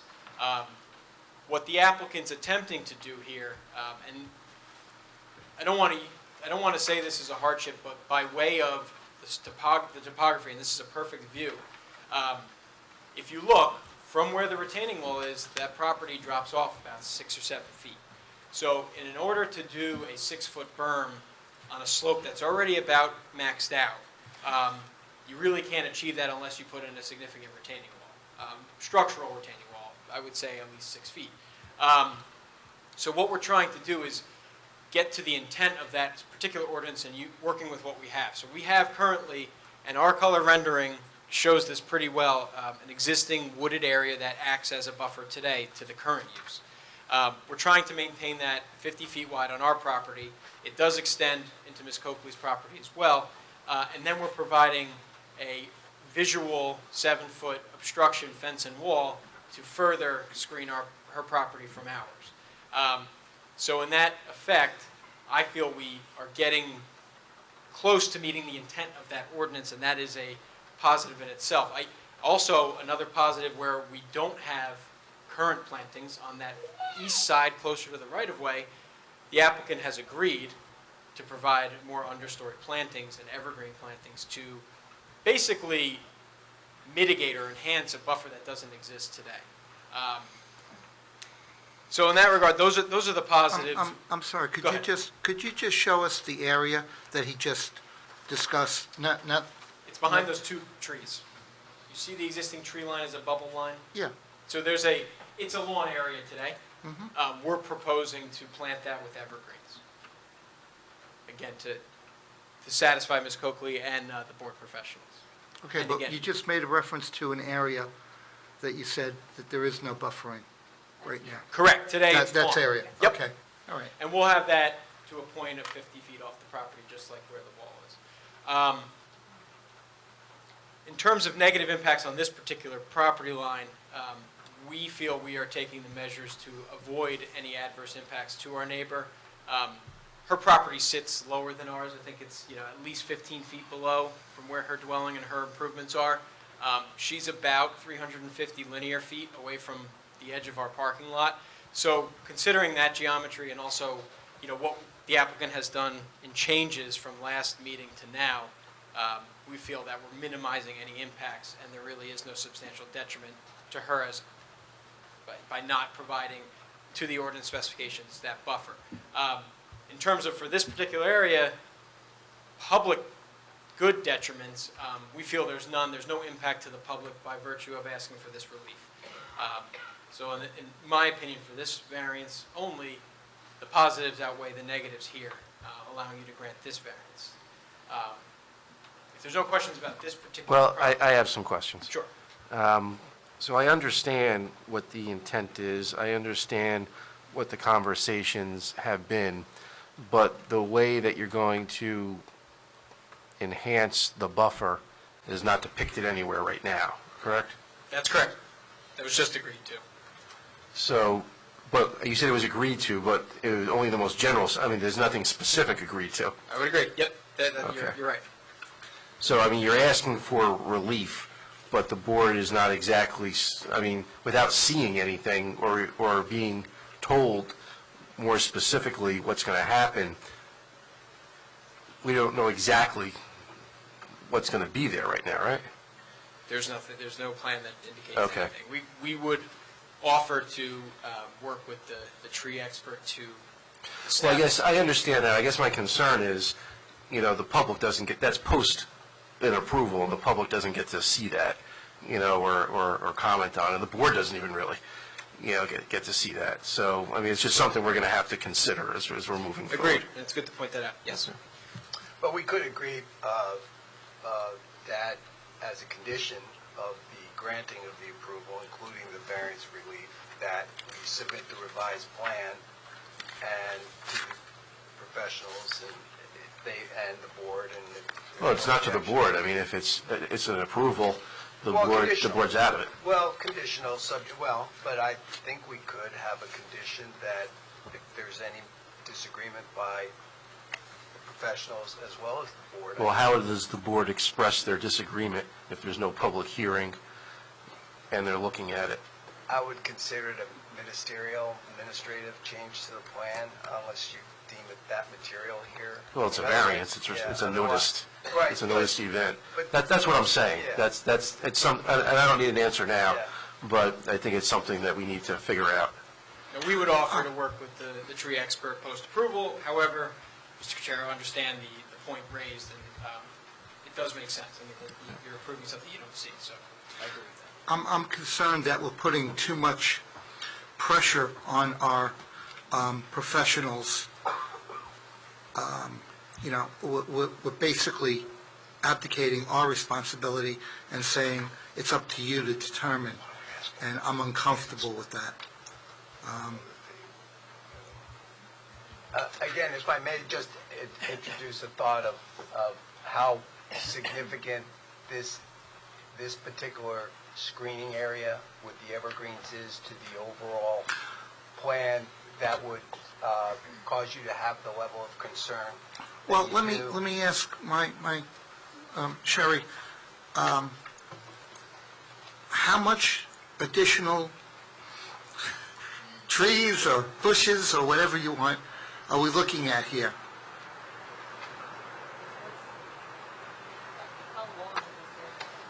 I can give you that. That's a heavy rain. So the area that is currently not wooded up to our proposed street trees is about 100 by 50. Right, so, I mean, typically evergreens would be planted 10 foot on center. Typical, buffer plantings, we have double staggered row. What'd you say, 100 feet? Do you think that we could agree upon a scope that we could give the applicant, the distance between the plantings, the size of the plantings, and the type of the plantings? Would you be comfortable with something like that? Yeah, I mean, if it's 100 feet, you do 10 foot on center, double row, so whatever, 20 trees. That would be evergreen trees. Right, and so, yeah, they probably have to put in some groupings of native shrubs, something that deer would not typically browse on. So I would say some clusters of shrubs, I don't know. Mr. Chair? Yes, Mr. Chair. I mean, and we're doing it on the fly, so it's not the, Yeah. the typical deliberative process that the professionals would have. Another option that the board has, I'm not recommending it, but I'm just saying it's another option, is if the board were amenable to grant, and you still have to grant the variance to get to the next portion. So if the board were comfortable that it had enough information to grant the variance, but the precise way that, the additional buffer was going to come in, to speak to council's point, would be reviewed by the board, then you might consider, a preliminary approval, and that all of these things happen, and that it's placed on the plan, and the applicant comes back for final approval, and if the board feels that additions are necessary or some modification, there's a public forum for that to happen. But I share your concern, Mr. Chair, that we need to get to a point, though, tonight, that it's not, that there's some specificity Yeah. to what's going to happen. Yeah. Yeah, my thought in following up to that line is perhaps one option would be preliminary and conditional final in connection with the application. The reason being, I would not want to have to file another application. I don't think you have to file another application. You applied for preliminary and final with this application. Right. So I think, proceeding under the same application number, and you've paid the escrow for both and the fees for both. So I don't think a separate application is necessary. It's just, you could come in with what you've done. And my only request would be, again, looking at the scope of this issue relative to the totality of the application and consider preliminary and conditional final so we can get this screening issue right. Mr. Chair, well, I think we also then need to go to part two Right. of the relief, Yes. because we have a whole nother buffer to talk about. So I think it may be appropriate to hear the variance testimony in totality, Area 1 plus Area 2, and then maybe the board can then see how they feel on the decisions, rather than trying to make every decision based upon this area by itself. Good point. Good point. Okay. So you can take the lead based on that comment, right, Mr. Ward? Sure. Okay. Sure. So the second variance, again, same ordinance section with the 50-foot buffer. That applies to our frontage on Lakewood Allenwood Road. We have residential uses across the street. So the requirements are similar in that, or the same in that the ordinance requires a 6-foot berm, evergreen plantings, tree plantings. What we have today proposed is a 50-foot wide grass area that we have a 3-foot berm on a lawn. We are providing street trees along that entire frontage, and the way we are looking at this is really comes down to two purposes of planning. One would be the appropriate use and development, which is the first principle of planning. When you look at this, we feel that the proposal along the frontage is appropriate, the development is appropriate, and then the second principle of planning that I'd like to reference is the desirable visual environment. So in comparison to the site today and in the future condition, this is a significant aesthetic upgrade. This is a type of use where you really don't want to hide, you don't necessarily want to hide it behind a row of evergreen trees that will eventually grow to full maturity. The church building itself was testified to, I believe, at the last meeting. I mean, it does have an aesthetic quality to it that is, they want to be proud of it. So in that vein of thought, we feel that this is a positive to have it shown as we have it. I testified earlier to the 3-foot versus the 3-foot hedgerow, 3-foot berm versus the 3-foot hedgerow. We feel, again, that that's appropriate as a substitution. The other factor that must be considered is the elevation difference from really the bottom of curb on Lakewood Allenwood, the bottom of proposed curb to the bottom of the proposed curb on our parking lot.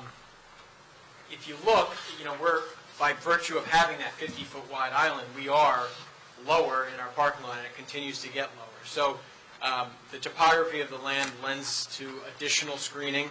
And then again, when we look at this as a flexible C2, we have to look at what detriments we could have. Here, our sensitive receptors are 2 residential properties across the street. That's what the ordinance is there to protect.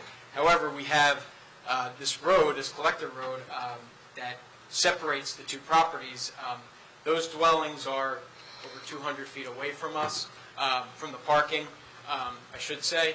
So, in effect, by way of the area between the properties, our 3-foot berm, which is the intent there is to screen from headlights, and the fact that we're beautifying with all the street trees, the maintained lawn, and really just the site improvements as a whole, we feel that there are no substantial detriments to the public good and no substantial detriments to the parties across the street, the ones that the ordinance is specifically referencing.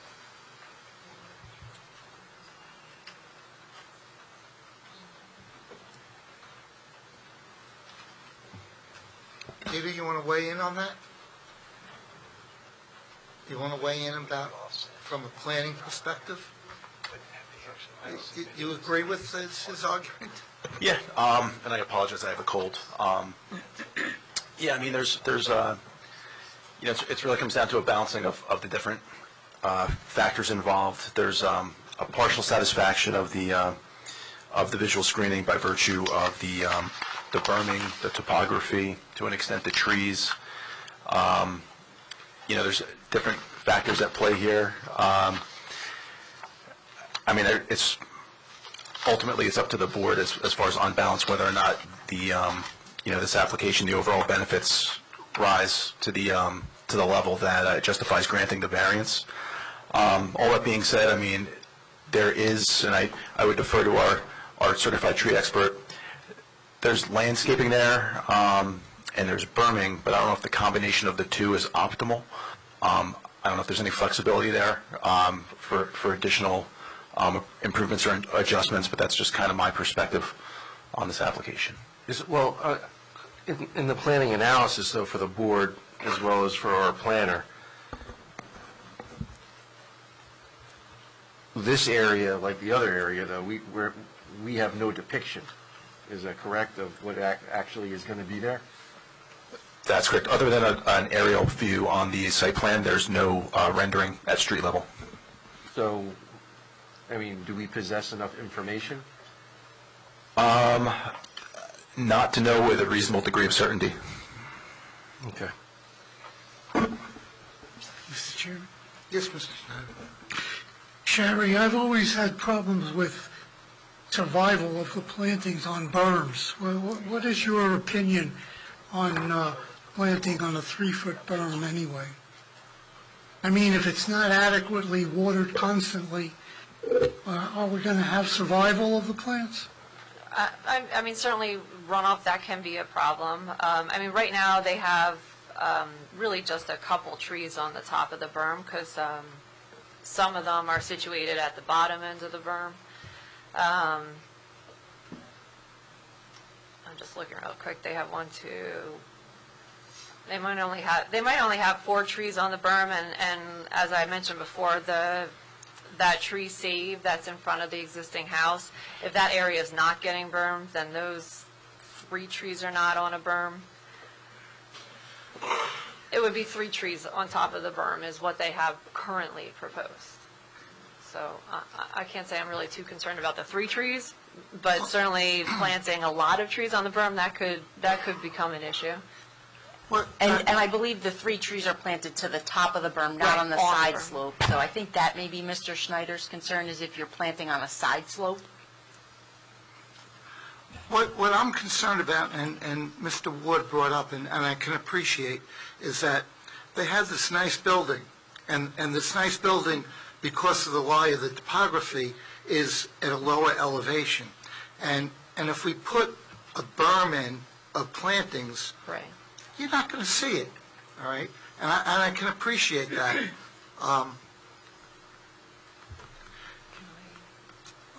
Is there... Can I make a suggestion? We were just Yeah. talking right now. You know, I agree. I mean, I wouldn't want just a huge screen along a frontage of a site like this. However, you know, the residents are right across the street. I was thinking maybe something more as a clustering of evergreens aligned with where they should go across from the house, you know, rather than just put them straight across the entire frontage. You know, if the house is directly across the street and you're putting a staggered row of, like, say, 7 spruce trees, then leave it open, and then another section of evergreens. So you have a break, you don't see a full parking lot, but then you also aren't seeing a wall of evergreens either. Yeah, Mr. Chairman, Mr. Ward has indicated that actually that the plan does depict the proposal for the buffer area. So if there actually is a modification of the original plan before the board right now, so you Well, can... I think what we're saying is, yes, it's on a drawing, which is a plan view, but we don't have a visual to know what it looks like if we're driving down the road or if we're in the residence across the street looking out at the site. Yeah, I can only, a couple of comments that have been made is when you look at the site presently and you drive by it and you compare it today to what it will look like with or without a berm and these trees on berms, I would ask the board to make a collective judgment as to whether it's not materially better, both visually as well as screening for the neighbors. And then also collectively, when you drive around, not just Howell, but many municipalities who are adopting these berms with these trees over a period of time, what is your collective opinion of whether they really are what you would want to see continuing in the municipality? So if you can propose something that's visually attractive, allows for people to appreciate the aesthetics of the structure as well as the site, is that not, particularly if we're not going to adversely impact our neighbors? I have a legal position on that, though. Our job here is not to disagree with an existing ordinance and its viability. It's to take a look at this particular circumstance and see whether the positive and the negative criteria have been satisfied. I think that's the testimony that was put on, but we're not here to disagree with our ordinance. And I think my personal opinion, and I feel like we can poll the board, what Sherry has offered or suggested is a focused planting so that there's a combination of screening that would be opposite the residence and then wide open areas so people passing the site can see and appreciate your nice building. And would that be something that you... Absolutely. All right. Deputy Mayor? Well, I have to be honest, if we're talking about screening just in terms of headlights, that presumption is that those headlights are directly, they're stationary, and that we're going to place trees where we think those lights may be. As we all know, a car's pulling out, the headlights are swinging. You have the 3-foot-high buffer, and then we're talking about additional buffering plantings so that there's a visual screening, so the person across the street, not so much for the headlights, but just not to see the whole site. Well, I'm not a huge fan of berms in general, but I understand what you're saying, and what my thought was, and that's a good point, Mr. Chair, but my thought was in terms of the building having the proper exposure to the community, because it is recessed, as you're saying, with the topography of the parking lot and whatnot. Maybe you need some uplighting on your building so that you can, at least have that portion of the problem solved in terms of the building having the exposure that you'd like. But I realize what you're saying in terms of the berm and the neighbors seeing just a forest of trees. That would be, that is a better thing. You're right. Mr. Chair? Yes. If I may, I'm sorry. I know it may be comparing apples to oranges, but the existing structure that's there currently and what this is going to be, is there current issues with lighting with the neighboring properties? The only thing I would say is the use that's currently there is, I think, substantially less Agreed. than what this operation is. And so I just don't want to get lost on, I know even the attorney tried to compare it to, well, what's there currently versus what's going to be Well, there I'm just saying, today. is there lighting issues with cars there currently versus, that's my only question.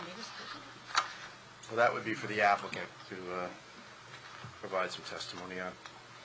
And I think part of it too would go to, and I don't want to jump in there, but their hours of operation. So typically, I want to just go to my notes to when they had said services where I'm not sure if there were night services. I do know that they had testified that they had a couple meetings during the week, I believe, but that's probably not, we're not talking about full service, 200 parishioners coming in. Right. So a little bit less intense. But we could certainly, I'm looking to see if it was addressed. Can I just? Yes. I would just like to finish polling the board to see if this is even a feasible option. Mr. Schneider, we're talking about a couple of cluster plantings as opposed to spreading it out over the whole frontage. Your opinion?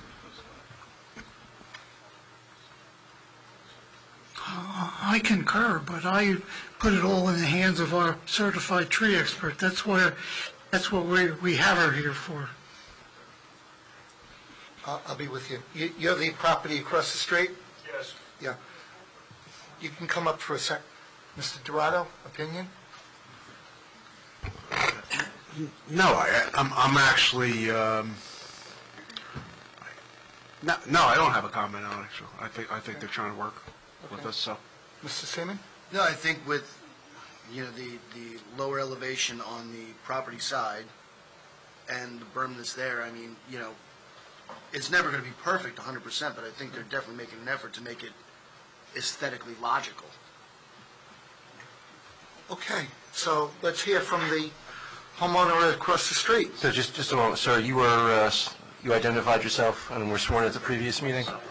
Previously, my name is John McNulty, McNulty. And your address, Mr. McNulty? 12 Orno Boulevard is my address, but I own both the lots.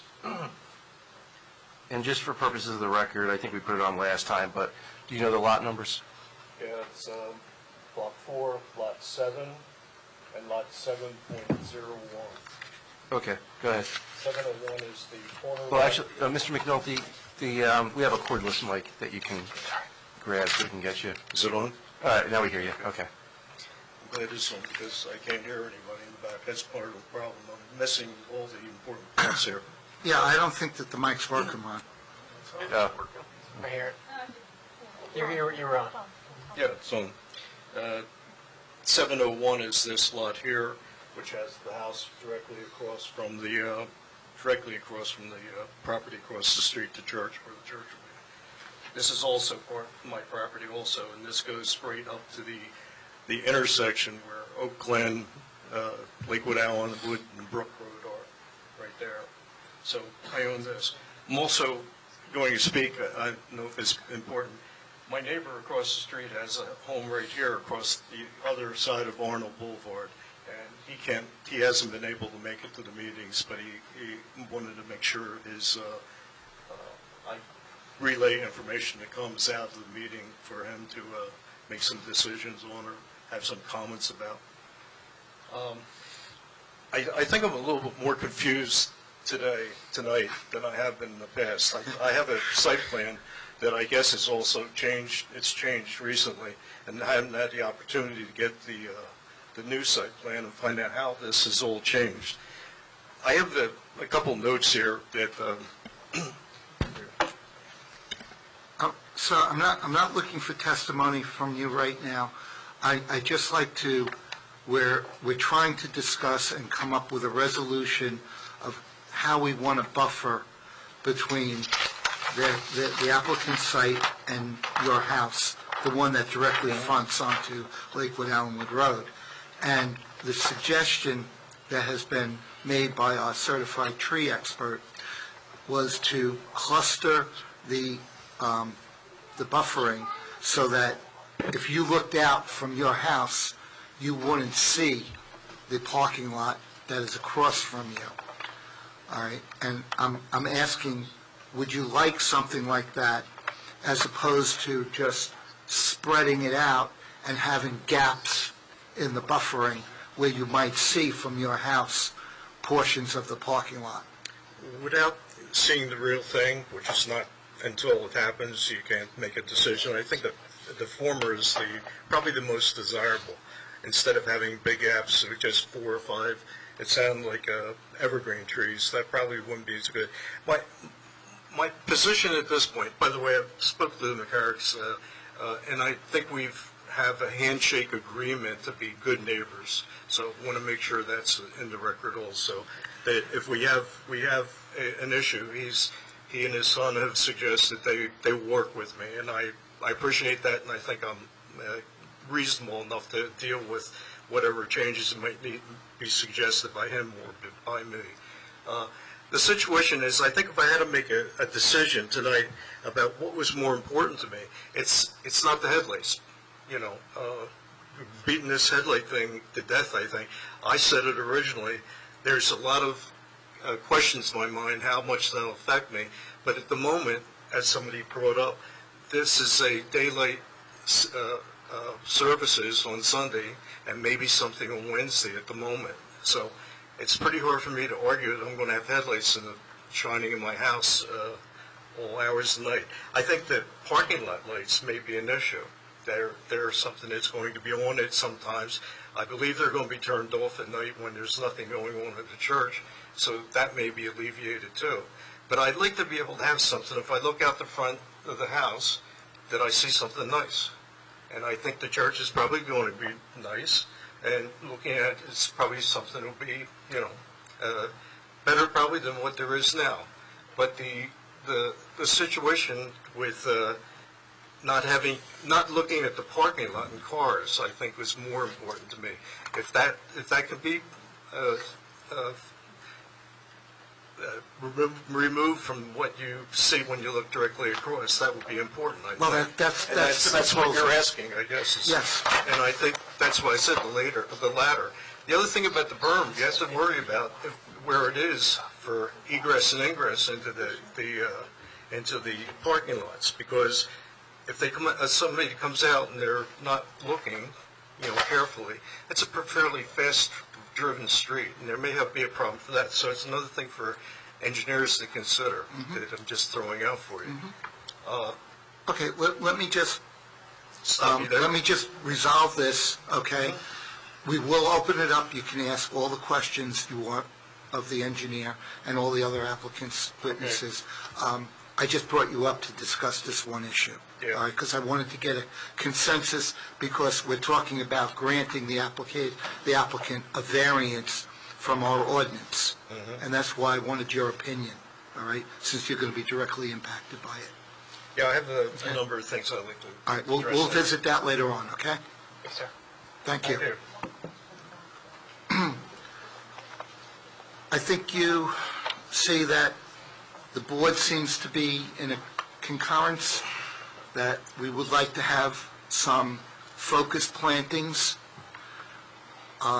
in front of, opposite this gentleman's house, so that his view is screened from the parking lot. Mr. Chairman, I just wanted to point out, if I may, and you're right, you've been very generous in your time on this issue. I was not particularly aware of it until just recently, that Mr. McNulty's property, the one, they pretty much, their front driveway is actually on Arnold. It's not on Allenwood Lakewood Road. So we're really talking about the side. And the other property too, they both front on Arnold Boulevard. That said, you know, what works out to achieve the reasonable objectives of the ordinance and still is a benefit to the municipality, I think we still wind up at the same place. But I did think it was important for the board to realize that the cars will not be shining into the front of his house. Yeah, and that's been conveyed adequately. The board understands that the 3-foot high buffer will effectively prevent the headlights from shining in to his house, if it ever happens because of, the infrequency of night services here. But I would like to conferred with the applicants about the clustering. I think an easy solution that's effective is we have a series of boxwoods around the ground mount sign right on the top of that berm, and the berm itself has a crest to it. It's a wide, flat top to it. Not perfectly flat, but not as sloped as the rest of the berm. What I'm suggesting is across from Mr. McNulty's property is we take those boxwoods and extend a line of boxwoods across the width. So I'm pointing at the sign now, and we just extend the boxwoods around or in front of the shade trees that are proposed to the width that's, further screens from Mr. McNulty's property. Sharon Boxwoods? I was under the impression we were talking about, evergreen trees. Boxwoods are, small shrubs. Well, this would be say a 3-foot shrub on top of a 3-foot berm. That would be the intent. Instead of a 6-foot tree on top of it. And the other thing, too, is you still have other properties that are zoned residential, just as Mr. McNulty indicated. So I don't want to neglect that property just because that owner couldn't be here today. So you're focused there. I appreciate that. But you do at some point, the same thing. I just want to make sure is going to be carried. Well, I wanted to touch upon on that side of the property. So if you look, and it's not shown on our site plan, it's really visible on this color print. That property at Lot 1 across the street there is directly across from the parsonage, which is, in effect, a dwelling. So in terms of impact there, it's a different type of impact. We're not across the street from hundreds of parking spaces. We're across from a dwelling that is accessory to the church. So, the applicant at this time, would extend the 3-foot shrubs on top of the berm to now create a 6-foot tall buffer between the parking areas and Mr. McNulty's property. Mr. Chairman, I just want to, I feel like now this buffer is convoluted even from my sense, because now we're at a 3-foot berm with 3-foot shrubs. Right. And I don't know where I ever heard the board say that. No, and I was just getting to that point. We've really beaten this to a pulp, all right? I'm going to take a break, but I want you to understand, I think I speak for the board, that we would like to have what was recommended by our tree expert, to have evergreen shrubs, not boxwood shrubs, not small boxwood shrubs. Yeah, I apologize if I was under the impression it was shrubs. If the sentiment was trees, Yeah. that's my fault. I thought shrubs. All right. If you don't mind, can we Yes, sir. give it a break for a couple of minutes? And if you want to discuss it, I would like to get closure on this issue before we move on. Okay? All right, thank you. We're going to take a 5-minute break.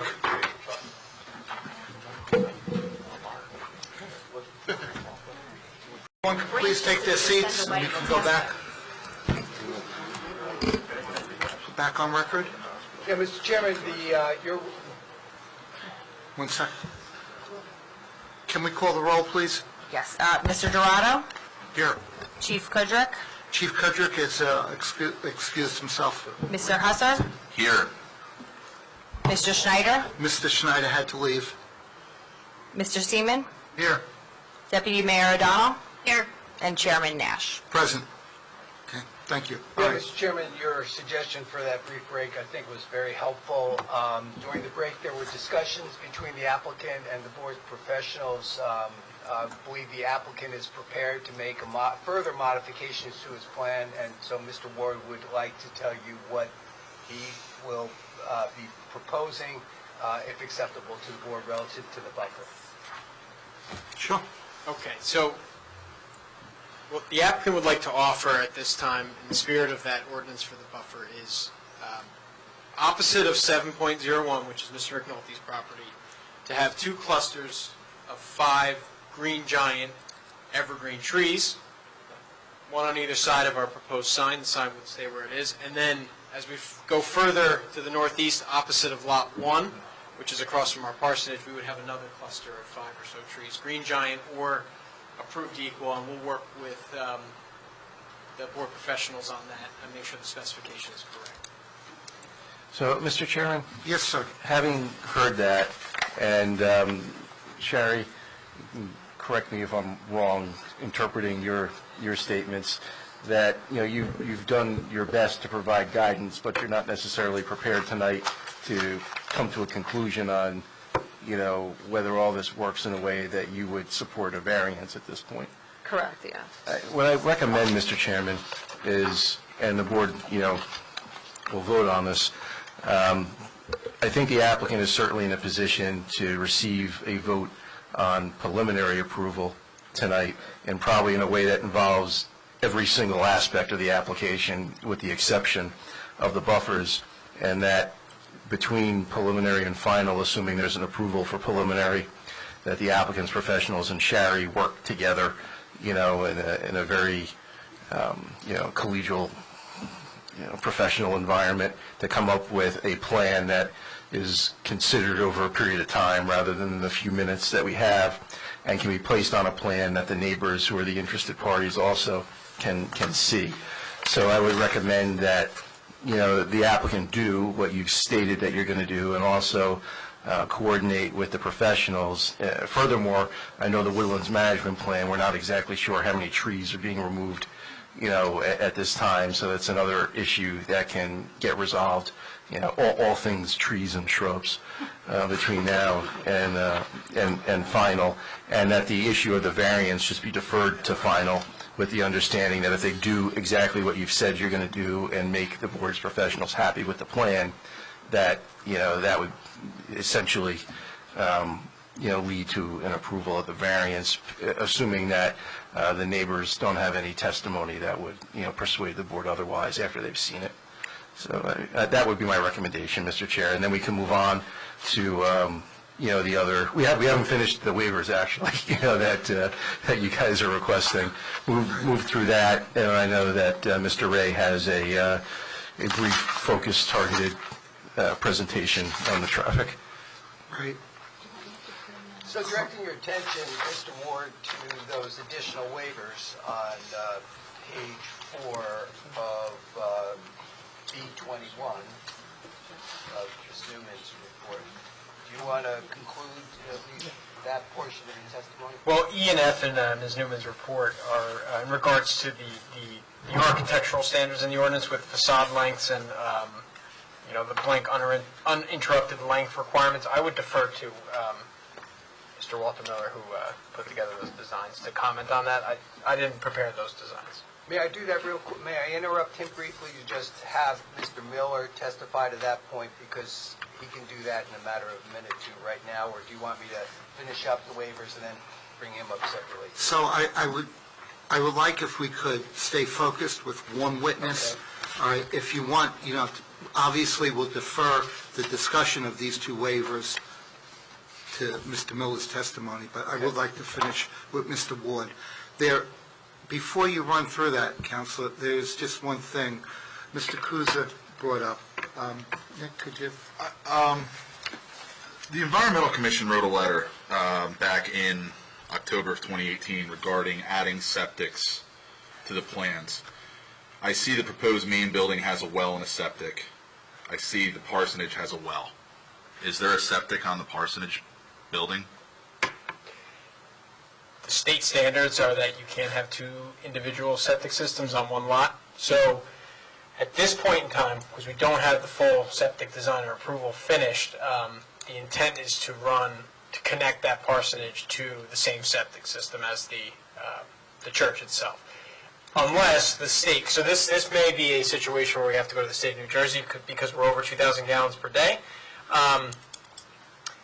There are opportunities for the state of New Jersey, if we go that route, to grant relief from the septic requirements that everyone else has to follow if you're under 2,000 gallons per day. That's one of the items that we would seek. I think from a functionality standpoint, to have two separate systems would be more ideal. And then the well would be relocated, I'm assuming? Yes, because there's definitely setbacks that they won't bend on those. So that remains kind of an open issue. So that would Counselor, that would be an issue that we would ask that you address and have finalized when you come back for final, if the board acted favorably. Yeah, I mean, what I would have said, Mr. Chairman, is we will comply with the with the requirements of the Monmouth County Board of Health, who has the jurisdiction over the well and septic, and when I'm prepared to say that tonight, because I don't know that I can say much more than that before you, and that's what I would state. If I could say that, rather than have that as a prelude to a final approval, I think that the process to get the septic approved, particularly with the state, could be months, could be over a year. So rather than join that in with a final approval before this board, I think as a post-approval, like any other agency approval, we would need to get local, county, and also state. It's looking like state approval for the septic. So, Laura, would you be okay with that approach? Yes, I would. Okay, fine. We had raised the same concern actually in our report as well. Okay. Are there any other waivers, Mr. Ward, that... I believe that's it. Just the two architectural features. And as to the remainder of the comments in B21, do we have any material disagreements with compliance with the statements, accepting what's been discussed tonight relative to the buffers and things of that nature? Correct. I think, or I believe that some of the lingering items from the CME reports will be addressed as part of the final approval. Now that we're updating the landscaping further, we can address more of the technical comments to bring the number of comments down in the letter. That's all I have for this witness, Mr. Chairman. Just, Mr. Chairman, there was a question on 4A on the CME report on page 4, and this concerns RSIS compliance. Can you just confirm that the residential building or structure is going to comply with all RSIS requirements? Yes, so it has 4 bedrooms. I believe the height is less than 30 feet. Am I correct on that, Walter? And in terms of RSI's parking, we have, and actually it's changed ever so slightly on our plan now, but we have a driveway that comes off of the main parking lot that, with a garage, that satisfactorily handles the demand for the RSIS, which I believe is 2.5 parking spaces for that size dwelling. We have more than that. All right, Mr. Chairman, if I may briefly call Mr. Miller to address those 2 waiver items before I call up Mr. Ray. Let me, if the board has any more questions of Mr. Ward, and then the public can question Mr. Ward. Nick, anything? Deputy Mayor? No, I'm good now. No. Okay. All right. If anyone from the public would like to come up and ask questions of Mr. Ward, please step forward. Seeing none, Counselor, let's move on to your next witness. Mr. Chairman, if I may call Mr. Walter Miller to testify, have him sworn in, and he'll talk to the issues of the elevations on the church structure and the parsonage. You swear or affirm the testimony you're about to give this board is the truth, the whole truth, and nothing but the truth? I do. Please state and spell your name for the record. Walter Miller, M-I-L-L-E-R. Mr. Miller, what's your affiliation, association with the applicant? So I'm a church member, and also I own a design-build firm, primarily working with churches, coming alongside them for the development of their properties. Are you personally familiar with the elevations and the structure that is depicted on the site plan pending before the board? Yes. And you're aware that in the original submission, which has been marked as Exhibit A5, there were proposed elevations of the church building and the parsonage, correct? Yes. And there was a comment concerning certain deficiencies with the structure as concerns a section of the municipal ordinance? Yes. Can you tell the board what, if any, changes will be made, and whether the structure will be in conformance with the requirements of the ordinance as referenced in comment on page 4, 3, E, and F. Yes. So, we submitted an updated elevation and floor plan at our last meeting, which was in this exhibit, full color 11 by 17 exhibits. That's already been marked? Yes. Okay. And if we take a look at the architectural isometric views, you can see, and also the elevations, marked page 3 and 4, we did take into consideration the comments, and we did provide 3-foot extensions and breaks in plane as required by the ordinance. And so is it your professional opinion that the proposed structures will be in conformance with Section 188-22, 8C, and D? Yes. That's all I have of this witness, Mr. Chairman. I just need to clarify that. So you will not have a blank wall that exceeds 50 feet? Correct.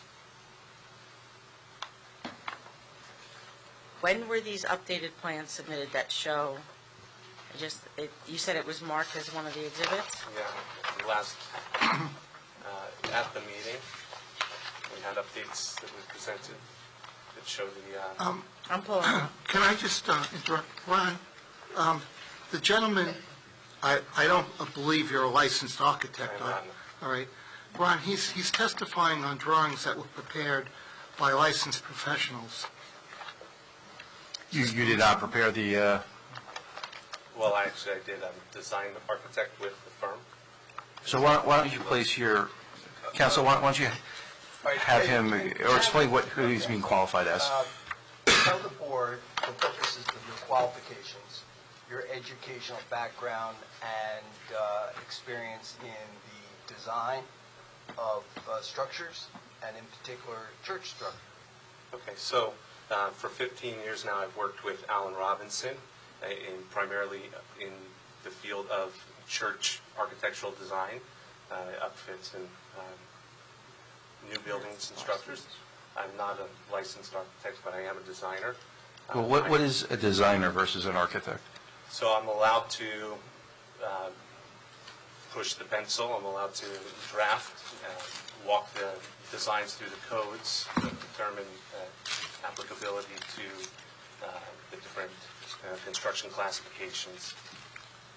But ultimately, I just present them, work with the client.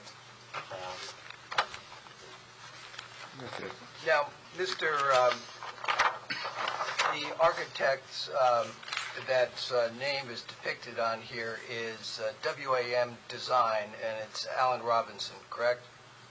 Correct. And he is the architect under whom you, Yes. under whose supervision you work? Correct. And he's licensed as an architect in the state of New Jersey? Yes. And have you been present with him in discussions and in or in the drawing of this exhibit? Yes. And do you have knowledge as to whether Mr. Robinson reviewed the contents of these elevations for purposes of Yes. compliance? Do you have has Mr. Robinson indicated that to you that these plans are in compliance with the municipal ordinance and standards? Yes. And to the extent that these plans are deficient, is it not true that you will have to submit architectural plans to the municipal construction official as well as the zoning officer for purposes of obtaining a building permit? Correct. And do you represent to this board that if so required to make modifications to these drawings to bring them in conformance to the ordinance in order to get your building permits, that you will agree to make the plans compliant with municipal standards? Yes. Mr. Chair? Yes, sir.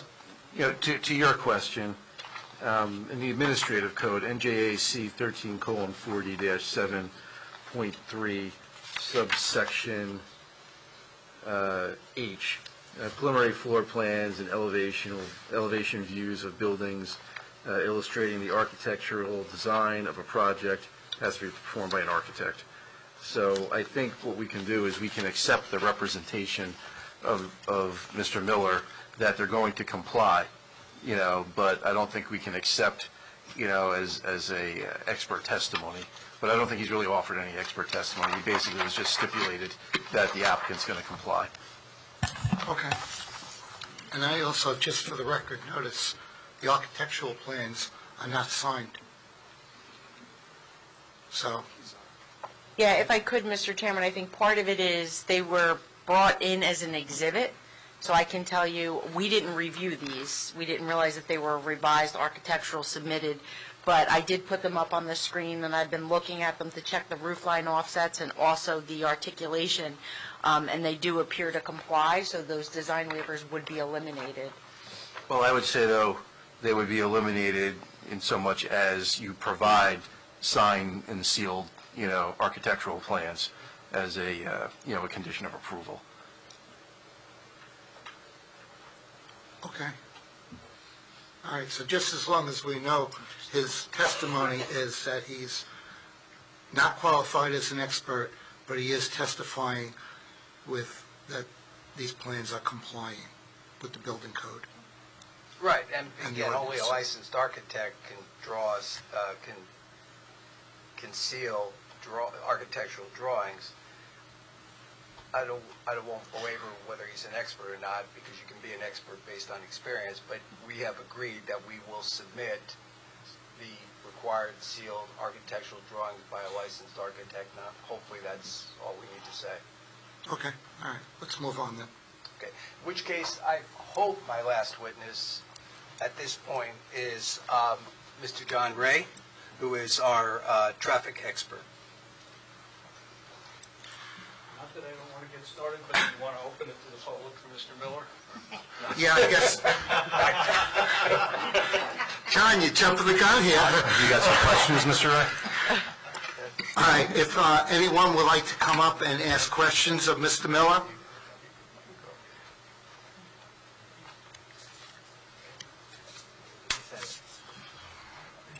I'm just afraid I may not get another opportunity for this question, and I'm not sure Mr. Miller is the Hold on, appropriate person. ma'am, before you start, just for the tape, we need to get your name again and your Janet address. Copley. Okay, go ahead.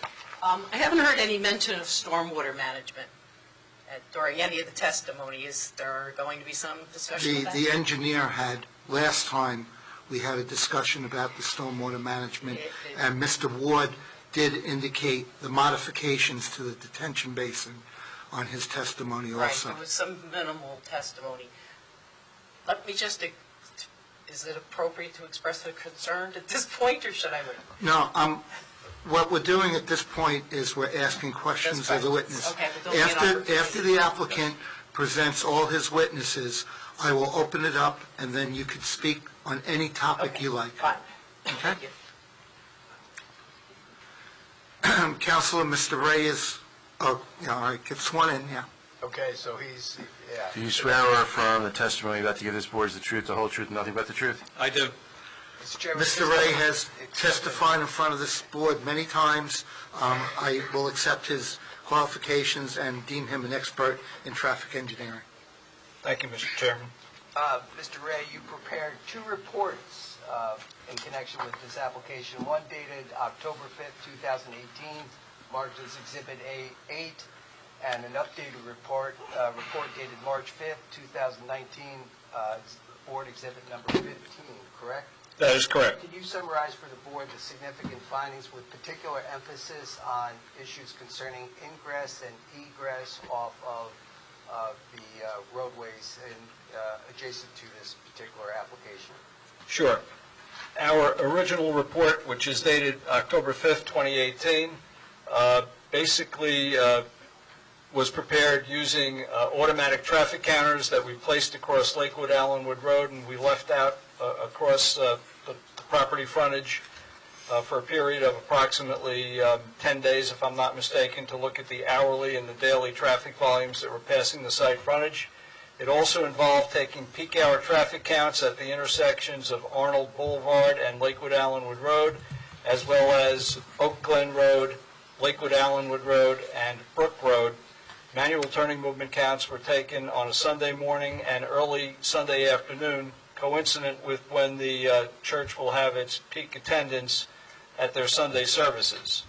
I can tell you that the automatic traffic counts on Lakewood Allenwood Road reflected from the counts that we did showed that the Sunday volumes passing the site frontage are approximately half of what the typical weekday volumes are traveling along Lakewood Allenwood Road. So Sundays are, of the 7 days of the week that we have, the traffic volumes on Lakewood Allenwood Road on Sundays were the lowest of the 7 days of the week. With respect to the services and the expected attendance, it is my understanding, and I wasn't here at the first meeting, but I've communicated with the applicant, the heavily attended service, the one that we needed to focus on to do the traffic study was the 11 a.m. to 12:30 p.m. service on a Sunday. That's when we would have our maximum attendance. So that was the critical peak hour that we took a look at. We did cover that peak hour with our manual traffic counts at the two intersections I previously indicated. So we do have peak hour traffic counts at those two critical intersections during the time frame when the church will be generating its maximum traffic impact on Sunday. We did a second traffic study and update on March 5th, 2019, and the reason for that was because information came to light regarding several projects along Randolph Road, one of which has been approved at 41 Randolph Road for approximately 125,000 square feet of warehouse and office space. And there's also the Monmouth Business Park, I believe that's the name, Monmouth Commerce Park application that stretches along Randolph Road between Oak Glen Road and almost all the way to Route 547, which will involve approximately 1.2 million square feet of warehouse space. So we needed to include traffic from those two projects into our projections for future traffic for the analysis for the church. So we included those two projects in our traffic projections.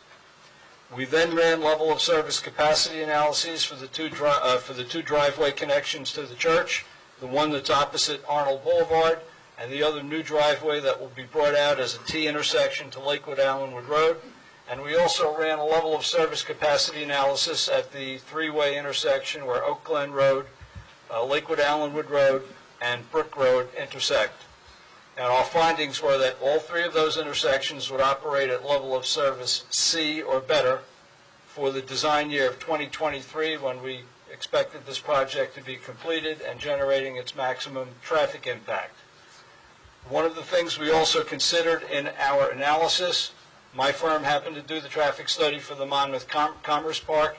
One of the findings in that traffic study was that there needed to be a widening of the Oak Glen Road and the Lakewood Allenwood Road approaches to the intersection where they intersect with Brook Road. That needs to be done in order to ensure good levels of service for the future. And I can tell you that the widening that's being proposed along the Lakewood Allenwood Road frontage for the church will help accommodate that two-lane approach that's going to be required on the Lakewood Allenwood Road side of the intersection. And I've also had an opportunity to look at the concept plans for the Monmouth Commerce Park, and they include a widening along their side of Oak Glen Road to provide for a two-lane approach to that intersection. So the updated traffic study for the church takes into account the fact that that intersection is planned to be upgraded and widened as a result of the findings in the Monmouth Commerce Park traffic study. So the driveways will operate at acceptable levels of service, and that essentially means that motorists leaving the church parking lot after the Sunday services will be able to get out onto Lakewood Allenwood Road with minimal to moderate delay. I also reviewed the site plan with respect to availability and accessibility of the parking supply. The parking lot is laid out in a very traditional way with adequately sized parking stalls, aisle widths, circulation. We don't have any dead-end parking aisles, if I'm not mistaken, under the new plan. So I expect the on-site circulation to operate safely and efficiently. And I think that just about wraps it up. I have no further questions, Mr. Chairman. So, Mr. Ray, as shown here on what's up on the display, the site can adequately accommodate the garbage truck coming in and out. Yes. Did you do any turning analysis to make sure that the fire department can get in with the islands, that the fire department can access the site if there ever is a need to fight a fire? I would actually have to defer that to Mr. Ward. I don't know if he's met with the fire department or if we've gotten anything from the fire department. I always assume that the Howell Fire Department, or whatever fire department operates in this section of the township, would review the plans to make sure that they were appropriate. I personally don't see any issues with that, but I assume that the fire department took a look at it. Mr. Chairman, if I may, there have been 2 reports issued by the municipal fire department. I can look for the board exhibit. Actually, it's B2, and the most recent one, B20. So there are no criticisms that I see in these reports, subject, of course, to your independent conclusion. Counselor, the problem that I have with that is that I believe those reports are issued by the Howell Fire Prevention Bureau, all right? I believe Station 19-4 is the station it's the first responding station at this location. What we generally have been doing is asking the applicant to meet with the fire chief of the responding station, because that's the, no pun intended, boots on the ground, whereas the Fire Bureau is not the responding agency. So I would like, if we act favorably as a condition of approval, that when you come back for final, that you have documentation that the responding house chief has looked at the plans and he's comfortable that he can get his equipment in and out of the site with no issues. Yeah, Mr. Chairman, in your collective experiences, have you found these local firehouses to be responsive to preparing reports to you and the board, like we did get from the Fire Bureau? My only concern is that you may not get something from them if they're not prolific with the pen. If your engineer or your traffic engineer met with the station fire chief, most of the times they will send an email to the planning board secretary saying that we've looked at the plans, we've discussed it with the applicant's engineer or traffic engineer, and we find that there are no issues. Or if there are, they'll be outlined. And Mr. Chairman, just to that point, I do want to point out that they did run a turning template through the site, assuming a 50-foot long fire truck on the site. And They did run it. What? They did run it. Yes, they did. That's the exhibit I have up now. You correctly noted when I had the refuse, but this is the one for the fire truck. The dimensions of the truck clearly would need to be just confirmed, but this is what they ran through there, which is pretty large wheelbase. And the other thing that I would note is they do provide an ability for a fire truck to come up and come in this general direction, and I think that it could also make that movement as well. So I just wanted to note that they did provide some level to show that a fire truck can get on the site. Okay, but as I said, as one of the conditions, I would like to have something back from the fire chief himself. What was the district again, Mr. Chairman? It's I believe it's the Ramtown Firehouse. I've never Right, done it before. 19-4. Okay. I won't hold you to it, but I will meet with the correct one. That's why I need Bill Gatto here. He would know.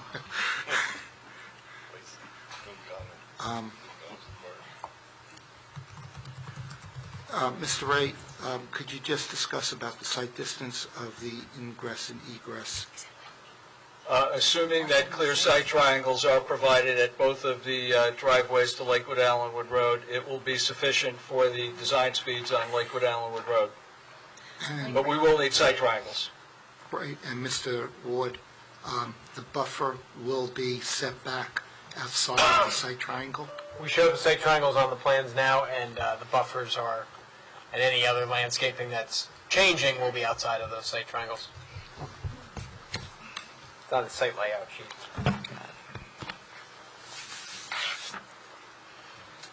There's a lot in there, but they're there. Site line, right there. And that's for 50 mile an hour? I believe so, yes. Okay. All right.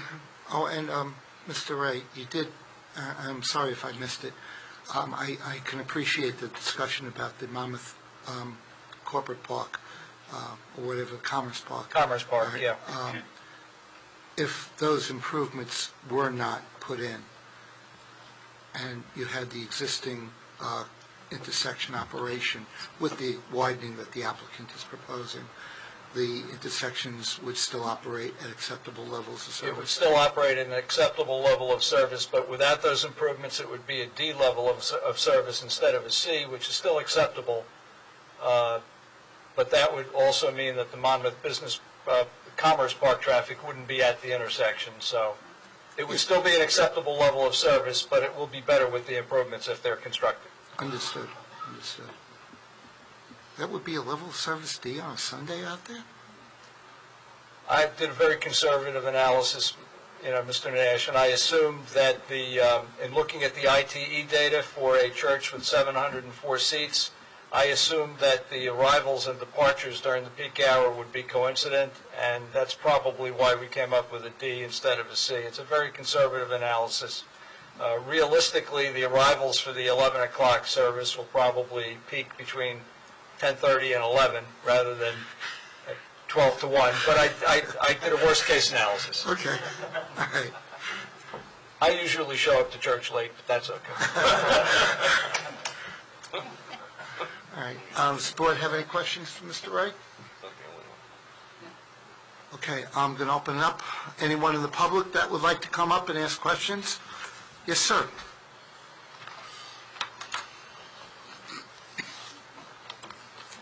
We just need you to put your name on the record. John again. McNulty, McNulty. My questions are, how wide is the widening of the road? What is that lane width? I think Mr. Ward can answer. He prepared the plans. I believe it's 10 or 12 feet. Well, I think the width of Lakewood Allenwood meanders a little bit. It's anywhere from 8 to 10 feet of a road widening. That's in compliance with the master plan. So the master plan calls for us to widen that road as part of this application.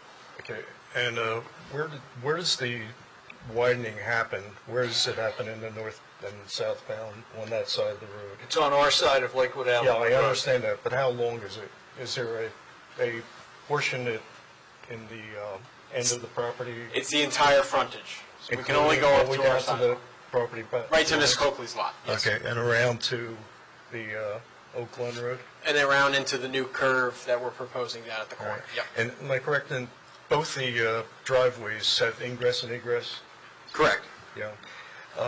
This seems like it'll take care of problems with anybody going south on Lakewood Allenwood Road, but my problem is what happens with the traffic is going the other way when there's more cars and there's a possibility of having some backup because it just may happen that a lot of people attend the church. What I'm concerned about, and I told the church when I talked to the people yesterday, that I'm afraid what normally happens with something like that, people get impatient and they want to get around the traffic that may be going into the church or coming out. And what they'll wind up doing is driving across the property. And it kind of, under the certain conditions, it really ruins the front of the thing. What's the plans for that? I brought this up yesterday with Michael, and the situation may be that it needs just some people out there directing traffic, but I don't know if there's something else that can be done or considered for the traffic going northbound on Lakewood Allenwood Road. I can't tell you the traffic going north on Lakewood Allenwood Road during that peak hour isn't really all that heavy. If you bear with me, I'll give you those volumes. There's 121 cars going straight up Lakewood Allenwood Road during the peak hour. That's over the course of 60 minutes. That's not a lot of traffic. Sundays, as you know, you live there, are a little bit more quiet than the other days of the week. That's, and when doing a traffic study for a church, of course, that's to our benefit, that it's a more quiet day. But the volumes heading north on Lakewood Allenwood Road just aren't of a magnitude to create those backups that you described. Yeah, I hope you appreciate my position about, you want to minimize the difficulties with having to repair things and all. The 3 sigma condition is whoever goes across and gets irritated by waiting in line, they may come along and just put two burnout marks across that I have to repair. If that happens, there's also bushes there that could be taken down. I just want to make it this parts of the meeting to the point that I'm trying to make. There's a lot being done on the one side to go in the southbound direction, getting out into the church and getting out of the church. But I'm concerned about the other thing. I think that's all. So Mr. McNulty, the only thing that I want to point out is, as per part of this widening, the applicant is giving up part of his property to affect the widening, all right? The only way that we would address your issue is if you gave up part of your property, which I'm sure you don't want to do. No. Okay. It's just that, is there, the situation may be that there's what I'm trying to see, if there's a situation where the traffic being monitored, moved, directed, could alleviate any problems like that, or maybe just putting cones up. But I wanted to make sure it's part of the minutes. That's all. Okay. All right. Understood. Thank you. Would anyone else like to step forward and ask questions? Yes, sir, please. Sir, please state your name and address. Sure. I'm Bob Skogsberg, live at 8 Starlight Road in Howell. Can you just spell your last name for us? Skogsberg.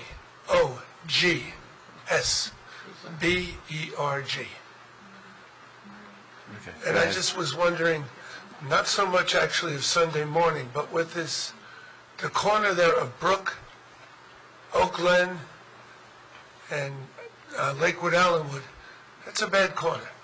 My wife had to travel to go to work for over 15 years. And with the widening, I'm sure it'll be better. Is there any consideration of a light or traffic direction there, either during the week or on Sundays? I can try to answer the traffic light question. There really isn't enough traffic to warrant the installation of a traffic signal. You need to have a certain minimum level of traffic, and we're not there. So a traffic signal is not the appropriate form of traffic control. The existing traffic control, which is Oak Glen Road, has the stop sign with the widening. The other thing, I'm familiar with the intersection. I used to live in town. I go through that intersection on a fairly regular basis. One of the good things is it's pretty wide open at the intersection. You can see traffic approaching from the other streets. So I think we've done what we can do with the proposal to widen the intersection in connection with the Commerce Park. We call it Swakate. Thank you. Thank you. Anyone else would like to ask questions? Okay, seeing none, I'll close the public portion. Okay, at this point, I would entertain if anyone would like to come up, make a statement for, against, express views on this application. Please step forward. You will have to be sworn in. You guys are making it easy for me tonight. Thank you. Yes, Mr. McNulty. Okay, Mr. McNulty, you were previously sworn. Yep. Just once again, put your name and address on the record. John McNulty, 12 Arnold Boulevard, Howell, New Jersey. Okay, go ahead. Thanks. I want to just mention about a couple things, and I can summarize the whole thing. Drainage, that corner where the intersection of Brook Road, Lakewood Elmwood Road, and all on the, I guess it would be the south side, southeast, southwest, no, southeast, I guess. That had a problem before with drainage there. There are 2 culverts that have been installed, but there's nothing on the other side. What was happening is the water came in and actually flooded that whole section. And I spoke to Jim Herman, and they put a curbing along that side, and it seems to alleviate it somewhat. But I can only assume that there's not going to be any additional The applicant is, if I'm understanding correctly, you're putting in a catch basin at that intersection? Yeah, so any runoff contributing to that area is being collected in Centaur Basin. Okay, so So he's addressing that issue. That's been addressed, right? Yes. Okay. The road widening, I got to, driveway lighting, curbing, maybe in addition, I'll speak to Jim Herman, I guess, that for the southbound side along my frontage there. If that was there, that could eliminate some of these questions or concern I have about traffic going up on the property to get around. That is the right thing to do, to talk to Jim? Yes. Okay, thank you. Yeah, this whole thing about the berm and all the rest of this stuff, I think that can be, I think enough has been said and what has been pointed out here. We can probably make something that'll be satisfactory. And I want to just make sure everybody understands that I have no objection in this church. In fact, I think I'm happy to see something like that happen with the property. It's just that I'd like to protect, my property and like to protect what I'm looking at and, the effects on me, just in a general way. Sure. Thanks a lot. Thank you.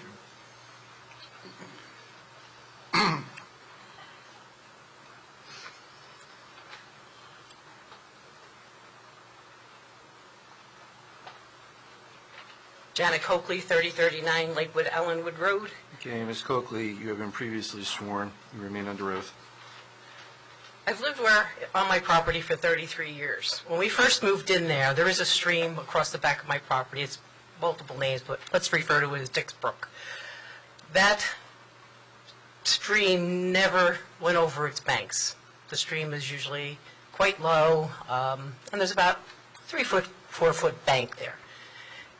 In the intervening years with all the construction that's been done, I have video on my phone of that water coming up to a small backyard fence that I have for my dogs. The water had to have risen, I would say, a good 10 feet. It came within 2 inches of the top of my wellhead, which was placed exceptionally high to prevent it from being flooded out. I am very concerned, and that's why I approached before regarding the stormwater. There was minimal discussion of that. I realize it's a stormwater detention basin, retention basin, I understand. But that has an overflow. And I need to understand where that overflow is going. And that's why I came up before. If that overflow ends up on my property or anywhere near Dix Brook, I'm going to be underwater. And that's my major concern.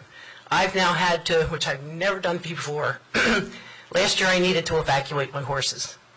I was afraid I wasn't going to get them out if I had waited. Mr. Ward? The emergency spillway?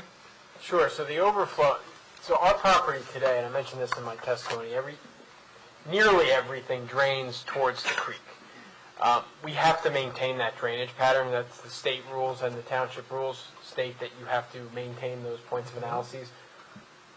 The rules also stipulate that we have to reduce the runoff from the site from the existing conditions. So what's happening today from our site, in this proposed condition, we have to employ stormwater measures to further reduce beyond the pre-development runoff quantities. So that's a requirement of Howell Township. That's a requirement of the NJDEP. We're doing that. We address those quantity reductions. So as designed, this project is a improvement from a stormwater management standpoint from what is going on today. So what the engineer is telling you is I understand. I spent 14 years on the Environmental Commission. Okay. In those 14 years, there were many developments that were approved, and we tried to speak and to say they're going to flood. They're going to flood. The one that's currently in Wall that's causing an issue, we told them it was going to flood. The one on Sunnyside, we told them it was going to flood. And the engineering reports all said otherwise. So that's my concern. I understand engineering. It's an imperfect science like anything else. And I don't want to lose my property. It's not just them. Now we understand that there's this whole other project going on. If the water flow to that stream increases, I'm in big trouble. I won't be there anymore. So, Mr. Ward, are you subject to the DEP review for this application? Yes, we have another wetlands permit to obtain, and they'll be reviewing for major development. And it has been, just as you indicated before, you cannot increase the flow at any point to the stream, is that correct? That's correct. In fact, you have to reduce it. From So, today. so while I understand that you may not agree, but you have the caveat of the town has reviewed it, the state's going to review this. And I've seen situations where all those reviews failed. So I understand there's nothing you can do. I'm expressing that concern, okay? I've seen a significant change to my property. The trees that are out in the back by the stream are dying because they're now inundated frequently, which they never were before. The other concern, I did overhear a little conversation in the hallway, and I just wanted to express why I am needing to protect my property. I've had multiple incidents with the church that's there. I understand it's not the same church. I'm not saying that. I'm just saying with that small church that was there, I had kids throwing rocks at my horses because they wanted to see them run. I've had firecrackers ignited at the church that's there that caused one of my horses to panicked him, tried to jump a fence. I ended up with a huge vet bill, and fortunately a live horse. I've had problems with trespassers. I've had kids climb my fence, going in with the horses. If you're not familiar with horses, it's not safe. I have a 2,500-pound horse, and I'm not exaggerating. He's enormous, and he's kind as can be, but he can step on you by mistake. So I need the protection for my property to make sure that people aren't trespassing there. The fencing that I'm asking for, the buffers that I'm asking for, the berms that I'm asking for are important to me. The other thing is that for the church, if you have kids that like horses and they want to come see them, knock on my door. I'd much rather that than have somebody trespassing on my property. Okay, you're welcome to come. That's what I did when I was a little kid. I went to visit the neighborhood horses.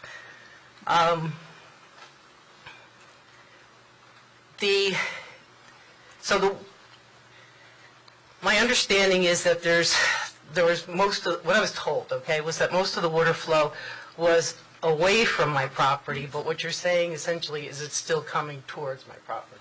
I just want to clarify. No, I didn't say it was going away from your property. Everything travels in a northerly direction to the creek. We are upstream of your property, right? Am I correct that the creek flows east, right, towards the Metedeconk? So we have to maintain that drainage configuration. We can't take the water and spill it back out into the canal or something like that. So what we're doing is we are collecting all the areas that are impervious, because we have to, that's a requirement. We are slowing down the release of that by way of the detention basin, and we have to discharge to the same location. We're doing that in the wetlands area closer to the stream, so it's a little more stable, too. Where is the outflow from the... So you it's look right, on the screen. And actually, if you look at the color, it's, so you're here. Right. The outfall is down here in the woods, so it's the sanitary easement. It's a little bit closer to Oak Glen. So it's down, that's where Dixbrook goes. So it's down here. Behind the But big ultimately it would end up in Dixbrook. Yes, because that's where it is today. Right, no, I understand. Okay, well, thank you. I appreciate your time. I appreciate their consideration. I did meet with Walter. We had a nice discussion. I think they appreciate my situation. I just wanted to clarify it before the board. Thank you. Patrick, what is the reduction that you have to meet per? So the 2-year storm, you're quizzing me now, but I think it's 50%, and then the 100-year is 80% of today's flow. So, I mean, that's, you look at the 100-year storm, Miss Coakley's property is actually in a flood zone based on the creek. We have a portion of that flood zone on our property, but it's way in the woods.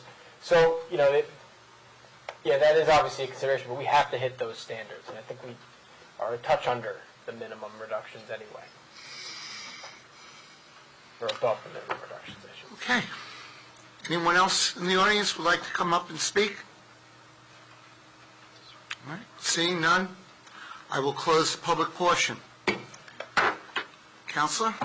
would you like to? Thank you, everyone, for your Summarize. time. We'd appreciate a favorable consideration. I don't think I need to say any more about this application. Thank you. As Mr. Cucchiaro indicated, given the fact that there is some revisions that need to be made to the plans, if the board acted favorably tonight, I would offer you that we will give you preliminary site plan approval and direction on, Ron, help me out on this one. Sure, I think what the board would be considering is a grant of preliminary site plan approval, direction on how to proceed with regard to the design of the buffers, so that, you're more likely to come back with something that is acceptable, deferring the grant or denial of a variance until, that plan is there. But also the grant of the requested design waivers, with the exception of the two that the applicant said they will be complying with. Right. So would that be acceptable? Well, obviously, I would have loved to get final. That's not happening. I know enough to know when you take what you can get and run with it, so thank you for that Okay. consideration. So, do I have a motion? I'll make a motion per the stipulations discussed this evening for a preliminary approval for case number SP 1051. Thank you. That was Mr. Kluser. I'll second. Mr. Dorado is the second. Mr. Dorado? Yes. Mr. Husser? Yes. Mr. Seaman? Yes. Deputy Mayor O'Donnell? Yes. And Chairman Nash. Yes. Thank you. Thank you. See you when we see you.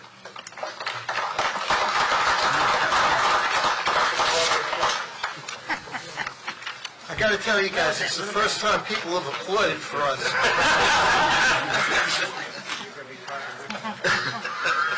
2 weeks. Hey, I don't think they're full. Stress me out. Guys, See you.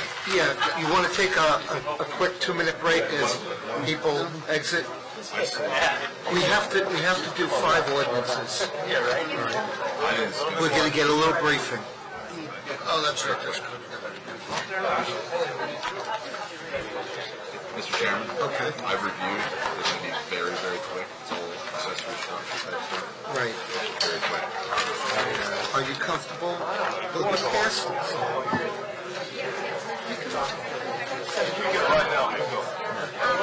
It's just like, we gotta...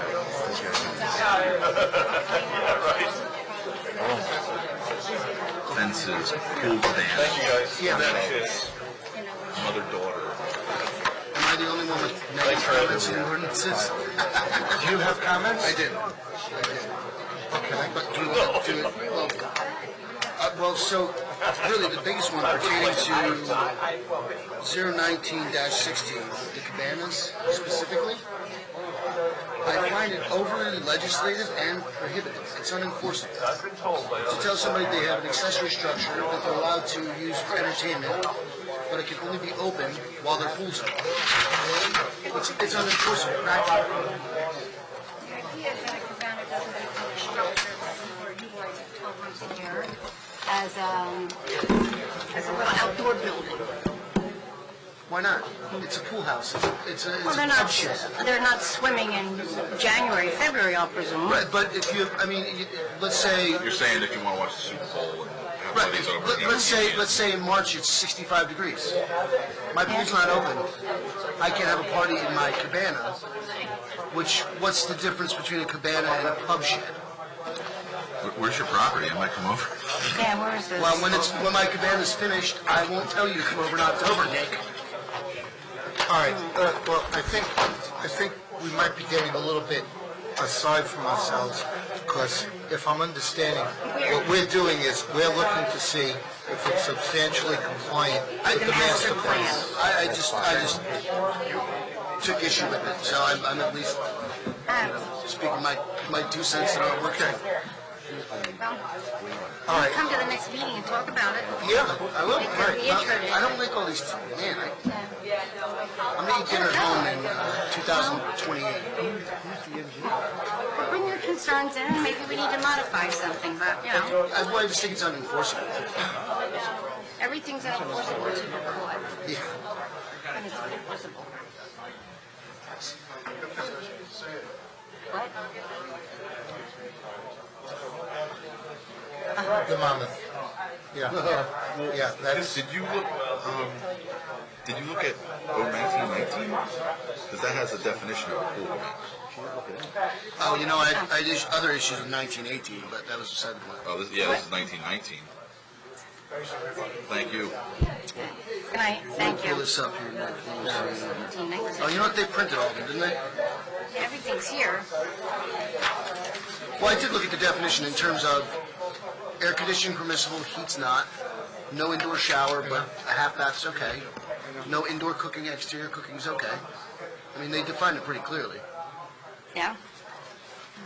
I thought that was a good thing. Oh, no, I don't disagree with the definition of it at all. I think the definition is what a cabana is, no question about it. again, compliant with the master plan. That's what we're here for. Okay? Peter, we've already decided how we're going to vote on this one, so you got a break tonight. All right, let's go through them. We got to do them one at a time, okay? So, ordinance 019-16, amended chapter 188-11, land use accessory structures, pool cabanas. Can I have a motion that this ordinance, this revision, is substantially compliant with the master plan? I'll make a motion that it's substantially compliant with the master plan. Deputy Mayor O'Donnell, second, please. Second. Mr. Kuzic, call the roll. Mr. Dorado? Yes. Mr. Husser? Yes. Mr. Seaman? Yes. Deputy Mayor O'Donnell? Yes. And Chairman Nash. Yes. Next one is ordinance 019-17, amended chapter 188-12, land use accessory structures, fences on corner lots.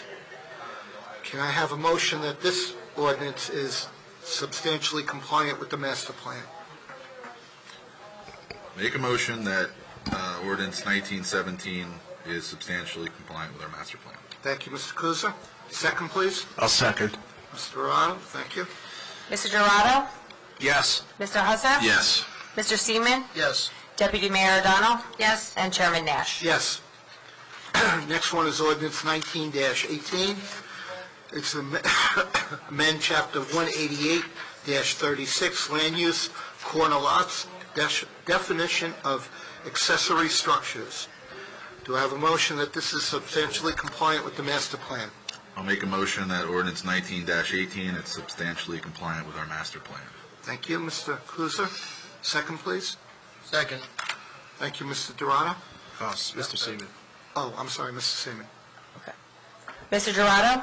Yes. Mr. Husser? Yes. Mr. Seaman? Yes. Deputy Mayor O'Donnell? Yes. And Chairman Nash. Yes.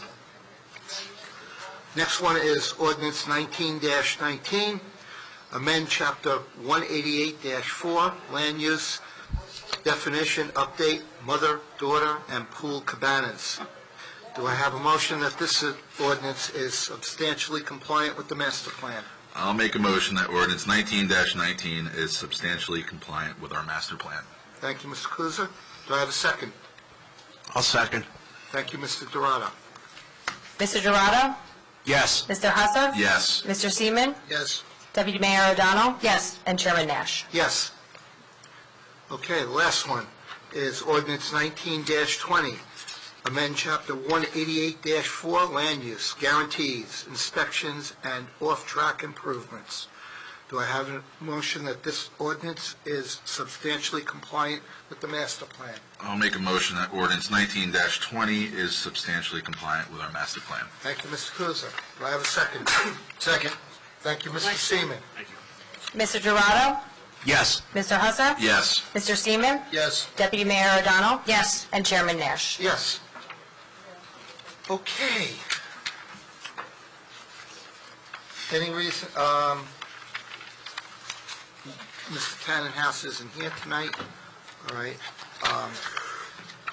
I asked Mr. Van Coy to go through the master plan. There are 4 sections of the master plan that have not been touched since the original master plan was generated in 1994. The circulation element is one of them. So I am going to email Deputy Mayor that, so that we can get guidance.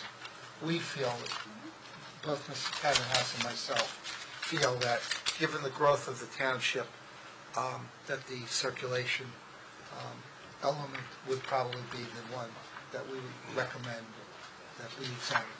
And that was on the table last year, Mr. Chairman. Thank you. Brian and I did speak about this, and I also suggested to him that might be the first thing to look at.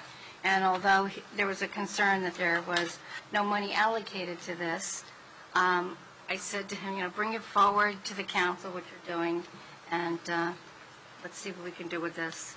Okay. So, but the element for the rezoning is taking place, which I had shared with Brian as well. Okay.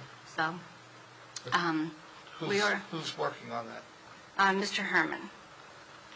I believe he gave it to CMA to do. All right. So when you're done with that, is that going to be presented to the master plan committee? It will be, absolutely. And, it's pretty tightly focused on a set of rezoning proposals that we got, but we absolutely want your input.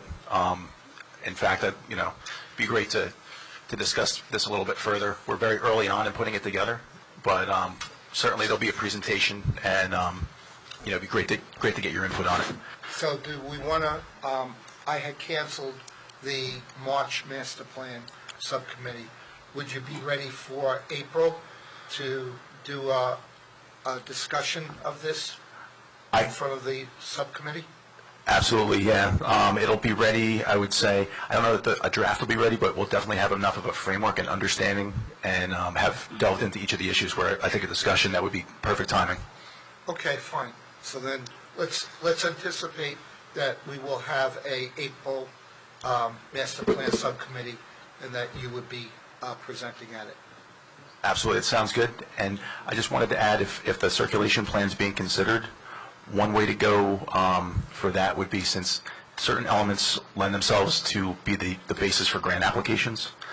So that is one way where you can actually see a return on investment in terms of how it's prepared. If you were to look at state programs or whoever prepares it and put the right language and recommendations in there to set the stage for grant applications, it's a high-value way to move it forward. Yeah, the NJDOT has the local aid program, all right? Right. And that's become, well, they increased the pot of money with the increase in the gas tax, all right?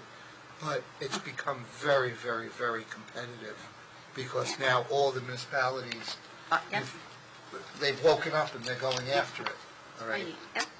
So it used to be that they would give you grants up to about $300,000, all right? Yeah. Now they've pared it down to a tad bit over $200,000 is the maximum that they're giving you. So I hope the town is exploring that. Yeah, I'm confident Jim is, but will you speak to Jim tomorrow and see if the a circulation plan is, coming soon? I mean, are we looking at this? Is he still totally focused on the element for the rezoning? Can we branch out and possibly use some of the information that's being gathered now toward that? Let me know where that stands in terms of, branching out and Absolutely, what yeah. kind of time frame we might be looking at. Okay, yeah, I'll reach out to him tomorrow, and I'll provide an update if that works. Excellent. Okay. Any reason to go into executive session? No, Mr. Chairman. Good. All right. Can I have a motion to adjourn? Just had one thing about the site visit for the Commerce Center. We were trying to work in conjunction, the Environmental Commission, with that as well. I know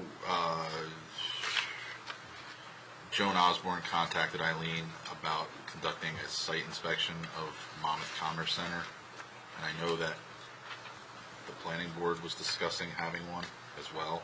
Right. To either run it in conjunction, just to make everybody's lives easier. Ron, However, my understanding is we have to be careful because... is there an issue with quorum? No, that was my... Right. What I was going to say. Yeah. If you're showing up with the Environmental Commission, that's not a problem, but we can't have a quorum of this board together unless it's noticed for a site visit. So, and actually, when you look at the law, it gets a little wacky because they talk about in the Open Public Meetings Act an effective quorum. It's not just quorum, but effective quorum. And there's actually one case that suggests that since 5 members of a planning board is a quorum, you could have a meeting. Right. 3 members, is actually too much to go to a site. There's actually one case that suggests that. So I would say that no more than 2 of you should be showing up together on a site visit. And also, your site visit is just for that. It's not to be talking to anybody, So, Rob, I'll defer to you on how you want to schedule that. Yeah, and make sure for me, obviously, my first time doing it, having some kind of like a P's and Q's type of outline, CYA, P's and Q's, whatever you want to call it. You're going with the environmental, you'll be a joint venture. Will you be included in that? There's your, you've got your sheet with your 8 gallon feet. There we go.